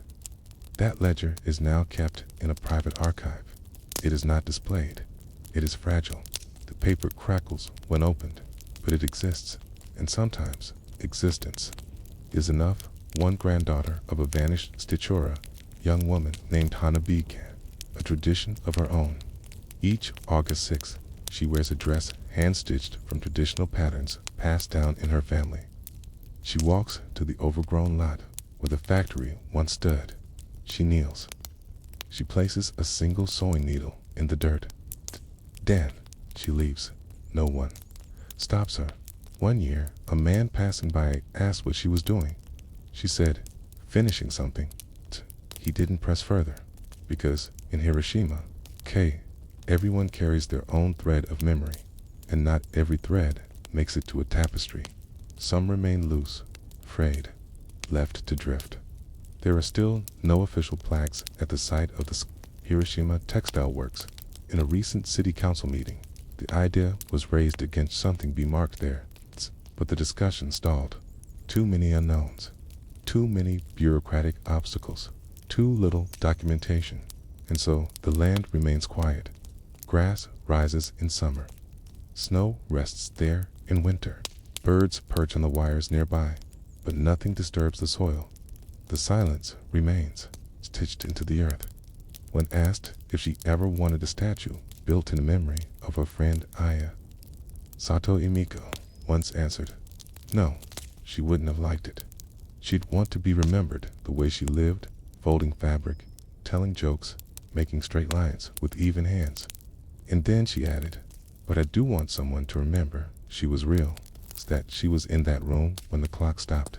Because for many of the 121 women, the tragedy was not just the bomb, it was the erasure, the slow forgetting, the fact that their workplace, their names, their presence in the very heart of the city, faded faster than ash in wind.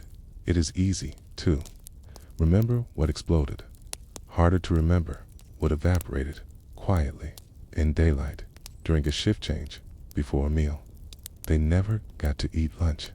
They never got to say goodbye. They never got to scream. Just one last glance at a half-sewn sleeve, a row of buttons, a friend's bowed head, then light, then fire, then silence. And the question that lingers isn't just, where did they go? But why? Were they forgotten? Asterisk. The temple stood quietly above the city, perched on a hill to the east of central Hiroshima. Shiseiin Temple had washed over the rooftops for nearly 3 centuries. Its tiled eaves curved gently into the sky. The gardens were trimmed with care. The stone path from the main gate to the bell tower was worn smooth by sandals, by ceremony, and by time. By the summer of 1945, the temple no longer hosted regular prayers. The war had changed that. Most of the younger monks had been conscripted. The others had become caretakers for the displaced, the sick, the invisible. But the bell cast in bronze, nearly 500 kilograms in weight still, rang each morning at 6 o'clock, even as the world collapsed around it. The bell kept the hour. August 6, 1945. This began like all the others. Asterisk at 5:58 a.m. The remaining monk of Shiseiin, a thin man named Reverend Taiku, climbed the stairs to the bell tower. He moved slowly, his sandals lifting dust with each step. His robes were old and patched. In his pocket, he carried a folded piece of paper with a single word written in brushstroke ink. Breathe. He rang the bell exactly at 6 o'clock. Asterisk. Its sound rolled out over the city in long, low waves, enchanting, calming, deep. The tone swept across the rooftops, down the hills, into alleyways, and across bridges. It met the sounds of footsteps, tram wheels, and distant sweeping. It was the last time the city would hear the bell before everything changed. At 8:15 a.m., a bomb detonated from his place on the hillside. Reverend Taiku saw the sky become white. He did not see the plane. He did not hear the impact. He only felt the light end. Then the pressure. The air slammed into him, knocking him backward through the wooden doorway. The ground quaked. The windows of the main hall shattered in a burst of wind, and then silence. When he came to minutes, hours, the world had changed colors. The temple was no longer intact. The tiled roof was scattered in pieces. The garden was burning at its edges. The incense altar had disappeared completely, but the bell tower still stood, blackened, bent, and leaning. The bell itself hung at an angle. Its surface had melted not fully, but enough to blister the metal, to ripple its skin. It looked as though the bronze had wept. A deep crack ran from its rim toward the top curve. The rope had burned to ashdot, and yet it had not fallen. Taiku stared at it for a long time. He did not cry. He did not pray. He simply stood beneath it, hands trembling, watching smoke rise from the valley below. What was a bell in a world with no ears to hear it? Later that afternoon, survivors began climbing the hill. Some came with burns. Some carried children. Many said nothing. They had no plan. Hey, they had seen the temple from a distance, one of a few landmarks, still visible, and walked toward it, hoping, without knowing why. Taiku did what he could. He tore robes into bandages. He offered what clean water he had. He gave the shade of the temple porch to those who could no longer stand. His rice stores were already low, but he poured every grain into a single pot. They shared what little there was. Night fell, and the silence deepened. No trams, no bells, no birds. Only the crackling of fire and the sound of people breathing slowly in pain. Around 5 o'clock the next morning, Taiku stood beneath the bell again. He looked at the bronze. It was still warm. He reached for a piece of wood, a broken chair leg, and struck it gently against the side. The sound was not the same. It was lower, fractured, distorted, but it rang, a strange, heavy note, one that wobbled in the air like a cry pulled from a throat swollen with smoke. Still, it rang out. The people beneath the temple roof stirred. Some opened their eyes. Others whispered. One woman said aloud, "It's morning." Tiku rang it again and again, not to mark the hour, but to mark that time was still moving, that something ancient still held, even in a world broken beyond repair. He rang the bell not because anyone needed to be summoned. He rang it because, if no one did, the silence might become permanent. Later that day, the survivors helped embrace the tower. They tied lengths of wire and scrap wood to its beams. One young man stood on a broken railing to examine the crack in the bronze. He said, "Nothing died. The bell would not last much longer." But it had not died yet. Over the next few days, more people came to the temple. They brought wounded neighbors, burned animals, small bundles of food, and still, every morning, Reverend Taiku rang the melted bell. People began to expect it, listened for it. They wept when they heard it. It didn't matter that the sound was damaged. It mattered that it continued. But how long can something ring after its voice is broken? And what do you do when the bell that marks time begins to falter? Asterisk, the sound of the bell was not the same. It no longer sang. It wavered. Each strike echoed across the broken hills of Hiroshima with a distorted, aching tone lower than it had. been as if mourning its own body. But it rang every morning, always at 6. People listened. In the days after the bomb, when maps no longer made sense and neighborhoods were gone, the bell at Cheyenne Temple became a landmark not just for location, but for survival. A signal that there was still rhythm, still a center, still something that remembered time. Reverend Taiku never announced this ritual. He never asked others to gather, but they did. By the 10th day, over 100 survivors had made their way to the temple grounds. Not all stayed. Some rested for an hour, refilled canteens, then moved on in search of lost family. Others, those too weak, too burned, or too stunned to move, remained silent beneath the eaves. The temple became a kind of breath. It did not offer miracles. It did not make promises. It simply endured, and so did the bell. But each time it was struck, a little more of its voice seemed to slip away. One morning, just before sunrise, the crack along the bronze was visibly wider. A strip of greenish metal had begun to flake along the lower rim. When Taiku struck it, the sound came out thin and sharp, more of a metallic cry than a chime. He paused. He looked at the faces below, lined with soot, hunger, hope, and he struck it again that day. A carpenter who had survived in a distant village approached him. "I can build you a new bell frame," he said. "To keep it from falling." Taiku bowed. "I'm afraid it's not the wood that's failing." Still, the carpenter and 2 others spent the next 3 days reinforcing the tower. They brought nails, scrap planks, rope. They tied the main support beam with strips of salvaged canvas. They sanded the bell's mount to prevent stress on the joint. No one spoke of replacing the bell. It wasn't an option, and it wasn't the point. One survivor, a girl of 14, offered her school satchel as padding where the bell had begun to rub against the wood. "It's strong," she said. "It was meant to carry heavy things." It remained there for months. By September, the people who had stayed at the temple began organizing. A rotation formed. Some gathered wood, others filtered water. A few watched over the weak. A woman who had once been a teacher began keeping a notebook. Names of those who came, conditions, injuries. She also recorded the bell strikes. In one entry she wrote, "Still it rings. Less voice, more meaning." Each day it rang, and each day someone cried.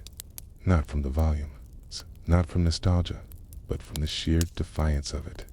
The city below remained flattened. Fires smoldered in places no one dared to enter. The river ran sluggish and dark. Stray dogs picked through collapsed shops. But above it all, on a hill no one had expected to matter, a cracked bell marked the hour. It did not heal, did not restore, but it reminded. One morning in October, the bell did not ring. The survivors waited. They stared toward the tower in the gray light. Taiku had collapsed from exhaustion, had worked through the night, tending to a man with infected burns. No one had noticed his shaking hands, or how he coughed now between sentences. A woman, thin and barefoot, climbed the steps. She picked up the same wooden staff Taiku had used. She rang the bell once. The sound was faint, muffled, but it rang. Later, others would take turns. An old man with one arm, a teenager whose face was half burned, a boy no older than 10. The bell no longer belonged to the temple. It belonged to the silence it kept breaking. That winter, snow fell on Hiroshima.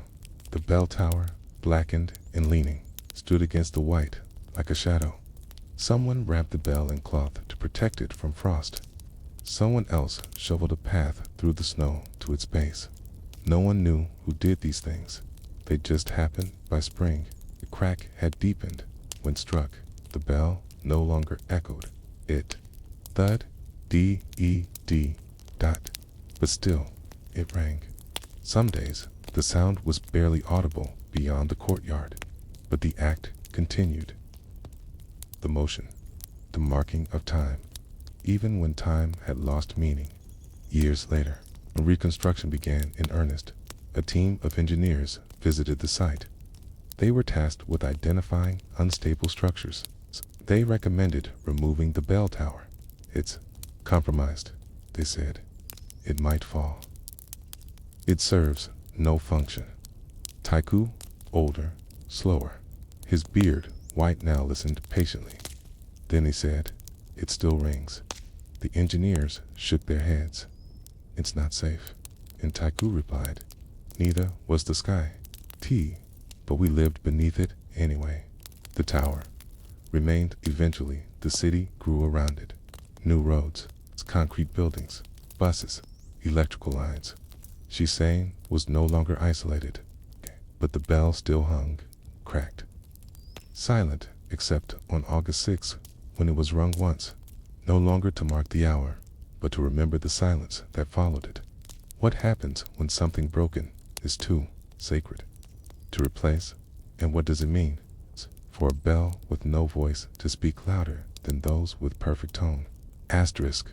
By the 1960s, the sound of the bell at Shiseiin was no longer heard across the whole city. It had become quiet, too quiet for modern ears. Hiroshima had been rebuilt in layers. Roads buzzed, streetcars clattered, radios played in corner shops. Children ran beneath traffic lights that had once been ash-colored ruins.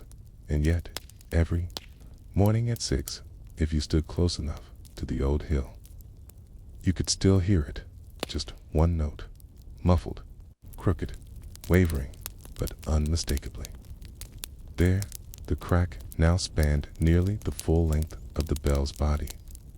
When struck, it did not resonate, so much as shiver sound closer to memory than music. Locals sometimes described it as the echo of a voice remembered too late, or the deep breath of a story that never finished. The temple itself had grown quiet, too. Reverend Taiku had passed away in 1979. The news reported it simply, "Elderly. Hiroshima monk dies, cared for survivors after bombing." No mention of the bell, no photo. It's just a paragraph tucked between ads and the weather. His ashes were placed in a simple urn. Asterisk. A younger monk, who had once been a child, carried to the temple in 1945, took his place. He did not try to restore the bell. He let it be. When asked why, he said, "Because it's still talking." That became a kind of quiet motto. Visitors to the temple would sometimes reach the bell, look at the crack, and say nothing at all.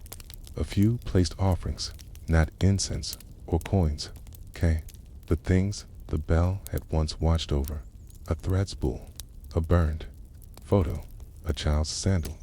Each August 6th at 6 a.m., the temple hosts a moment that isn't listed in tourist guides. Just one strike of the bell.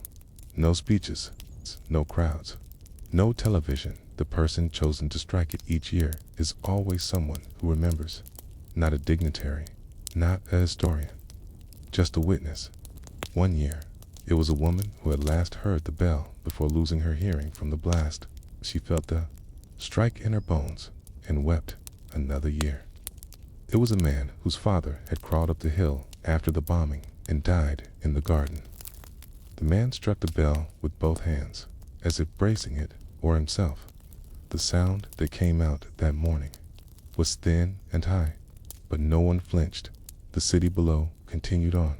Trams moved, lights changed, birds circled in the morning air, and the bell waited, because it knew what most had forgotten: that time is not measured only by clocks, that not every hour comes with numbers.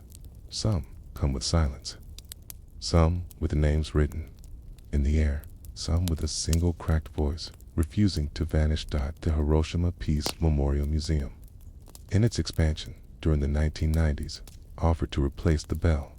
They had donors, so they could commission a new one, same weight, same tone, without the damage. The temple declined, not out of pride, but because the bell was the damage, and damage in Hiroshima was not something to be hidden. It was part of the city's architecture, its memory, skin. In 2015, the bell stopped ringing for good. The crack had widened too far. Any further strikes might shatter it completely. The monks announced that August 6th that year would be the last time. That morning, just before dawn, the hill was quiet. The air was cool. A breeze passed through the eaves. At exactly 6 a.m., the youngest monk stepped forward. He bowed. He raised the wooden mallet. He struck once. The sound was faint, fragile, almost broken, but it rang for 3 seconds. The city paused, and then the wind carried it down into the valley. That was the final strike. Today, the bell remains in its tower. It leans slightly. It has been braced with care. A plaque nearby reads, simply, rung after the end of the world, heard by those who remained. Not restored, not silenced. Children visit on school trips.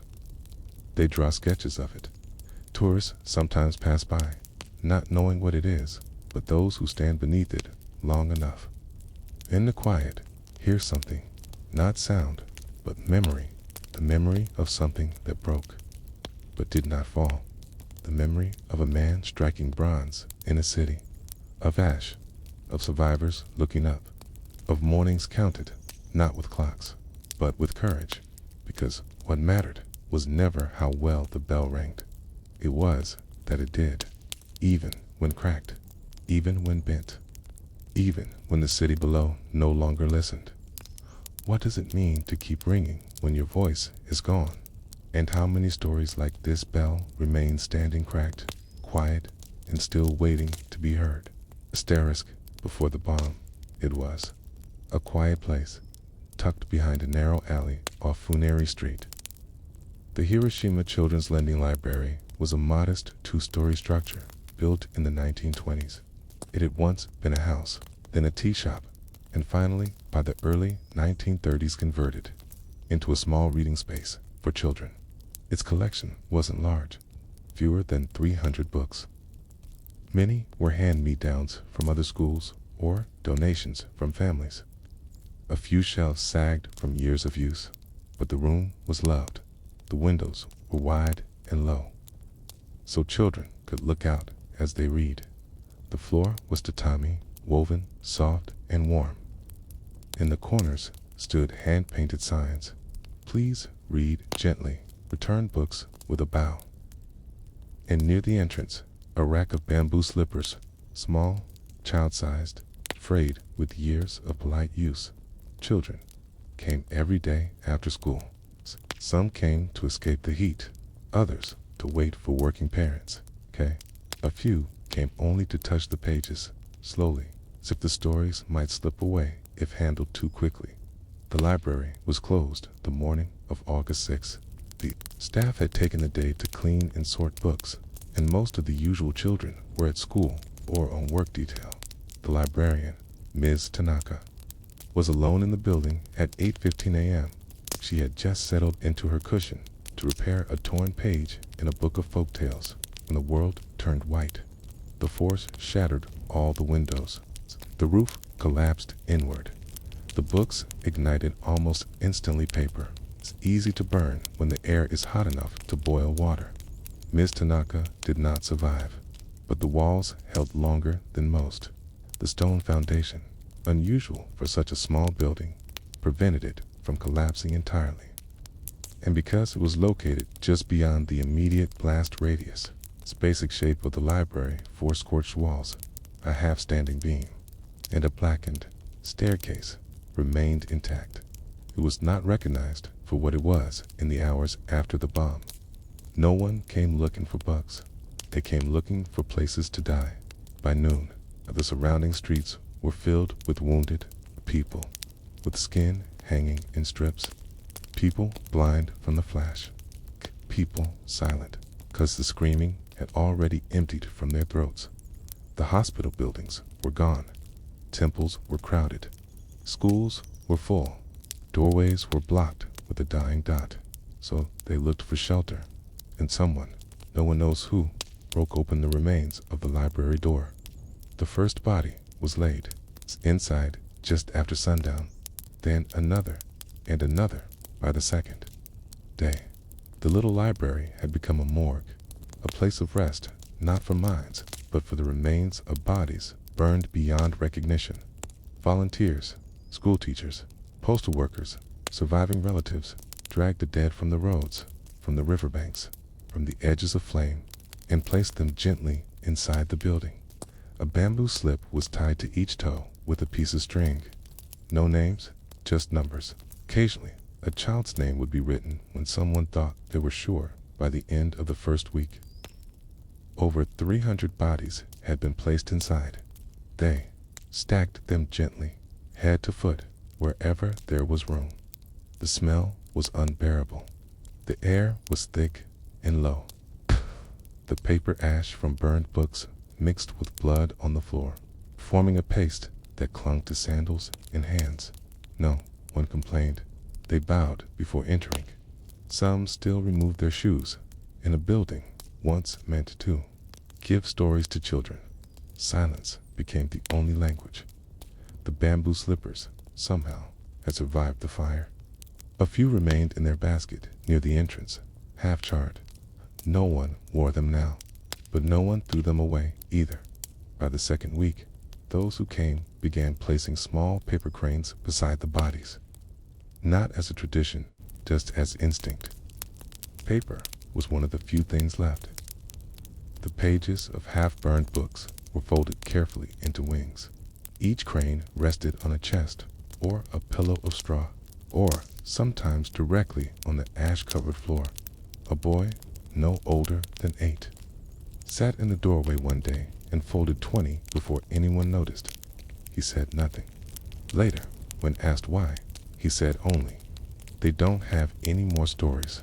Now the truth of that sentence was heavier than the room, because these were children, not only the ones who had once read there, but the ones now laid there, daughters carried by their mothers, sons found curled beside collapsed fences, little ones with fingers still curled.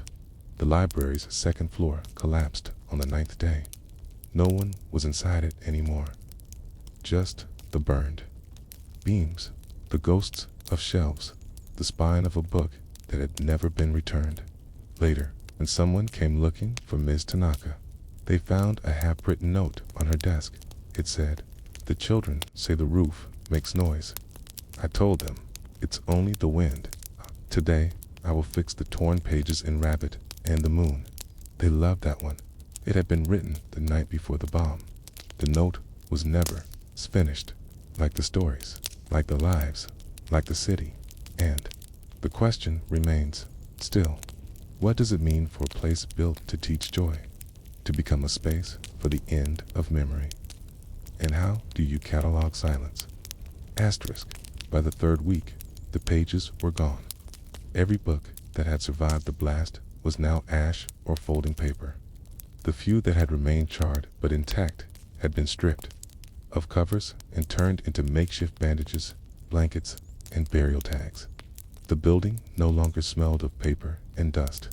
It smelled of smoke, of damp straw, of slow decay. The floor was never dry. The ash rose in thin clouds with every step.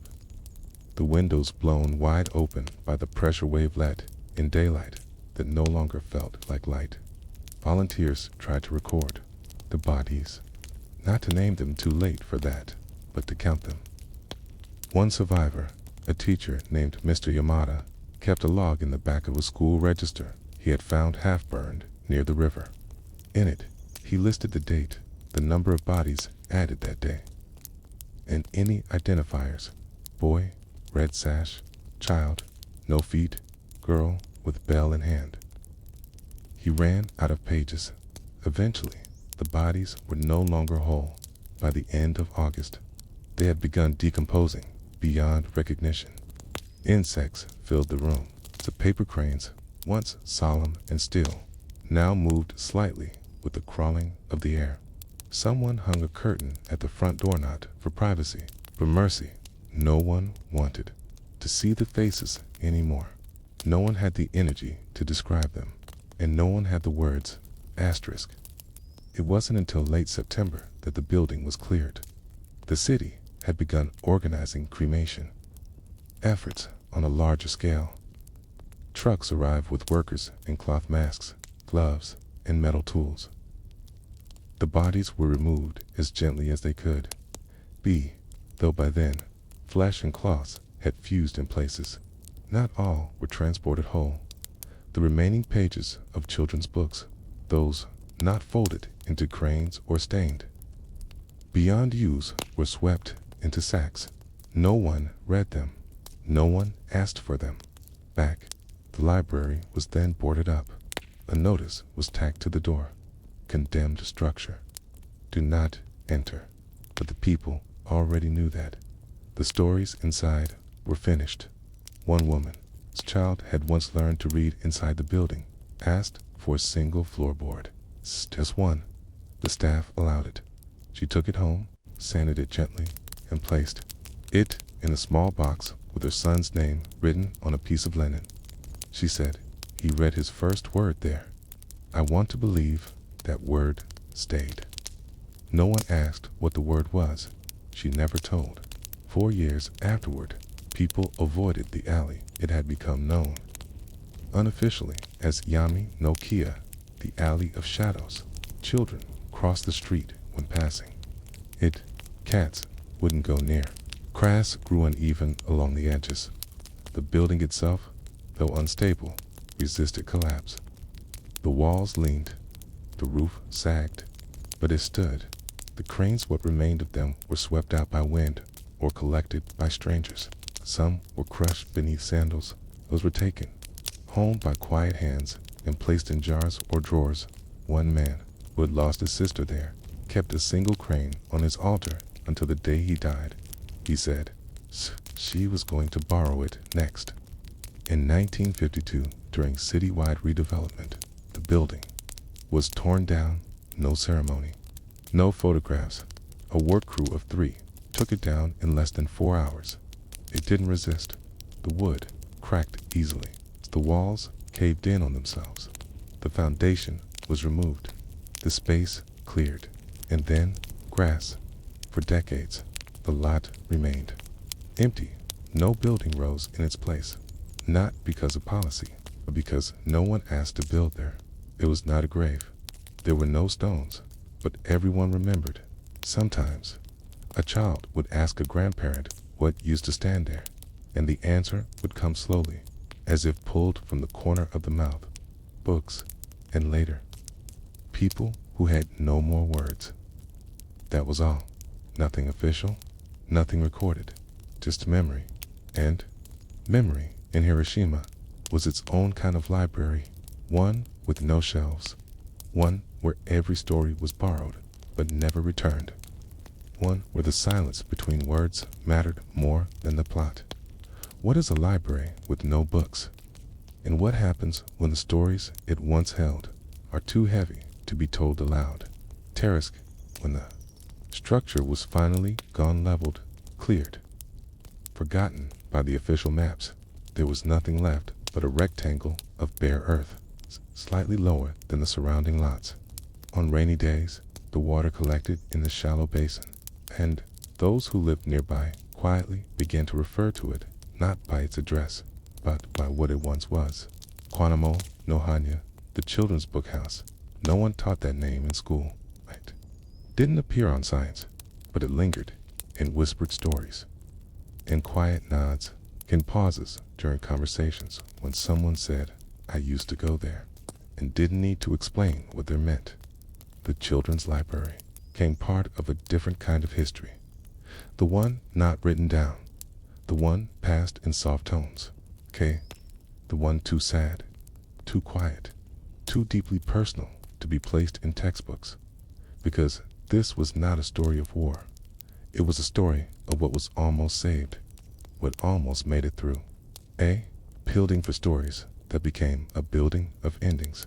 And yet, something strange began to happen in the years after. Not immediately, not intentionally, but gently.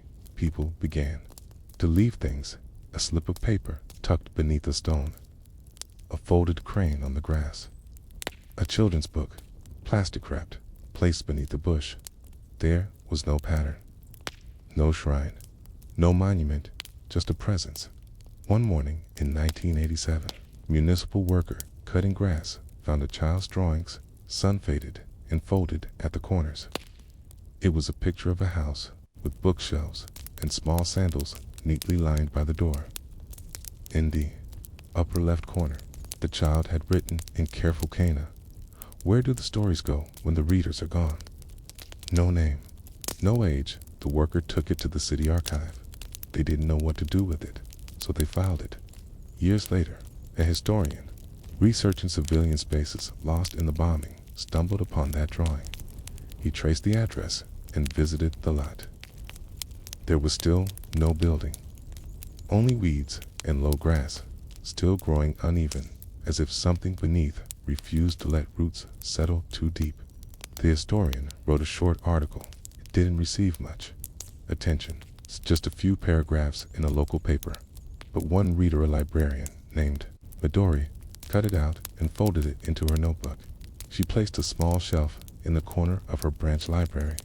No label, just 10 picture books, all secondhand, all stories of kindness, of waiting, of goodbye. Above it, a small paper crane. A few years later, a child asked her what the shelf was for. Midori paused, then answered, "It's for the stories that lost their homes." The child nodded and quietly took a book. Sometimes memory returns, not in the form of monuments or museums, but in gestures so soft they could be mistaken for nothing. The folding of paper, the leaving of a book, the whisper of a story once read aloud, never quite forgotten. In 2005, during anniversary preparations, a city official proposed placing a commemorative plaque on the lot where the library once stood. There was funding, there was interest, but the idea was dropped. Some said there wasn't enough evidence. Others feared it would be overlooked, and a few quietly thought maybe the silence should be left untouched because the memory of the children who never came back for their books did not need a sign. It already lived in the way people passed by the lot and slowed their steps, in the way older residents hesitated before speaking its name, in the way each year on August 6th, a single white flower appeared at the center of the grass. No one ever saw who placed it, but someone always did. And maybe that's the point. Not every story needs to be retold with volume. Some are preserved in hush, in absence, in a refusal to rebuild, not out of neglect, but reverence, because a library that became a morgue did not lose its purpose. It simply changed what it meant to hold the weight of many lives. And maybe, just maybe, the building still remembers, even without books, even without pages, even without voices. It remembers, and it waits quietly for someone to ask what stories were never returned, and which ones were left open on a child's lap when the world went silent.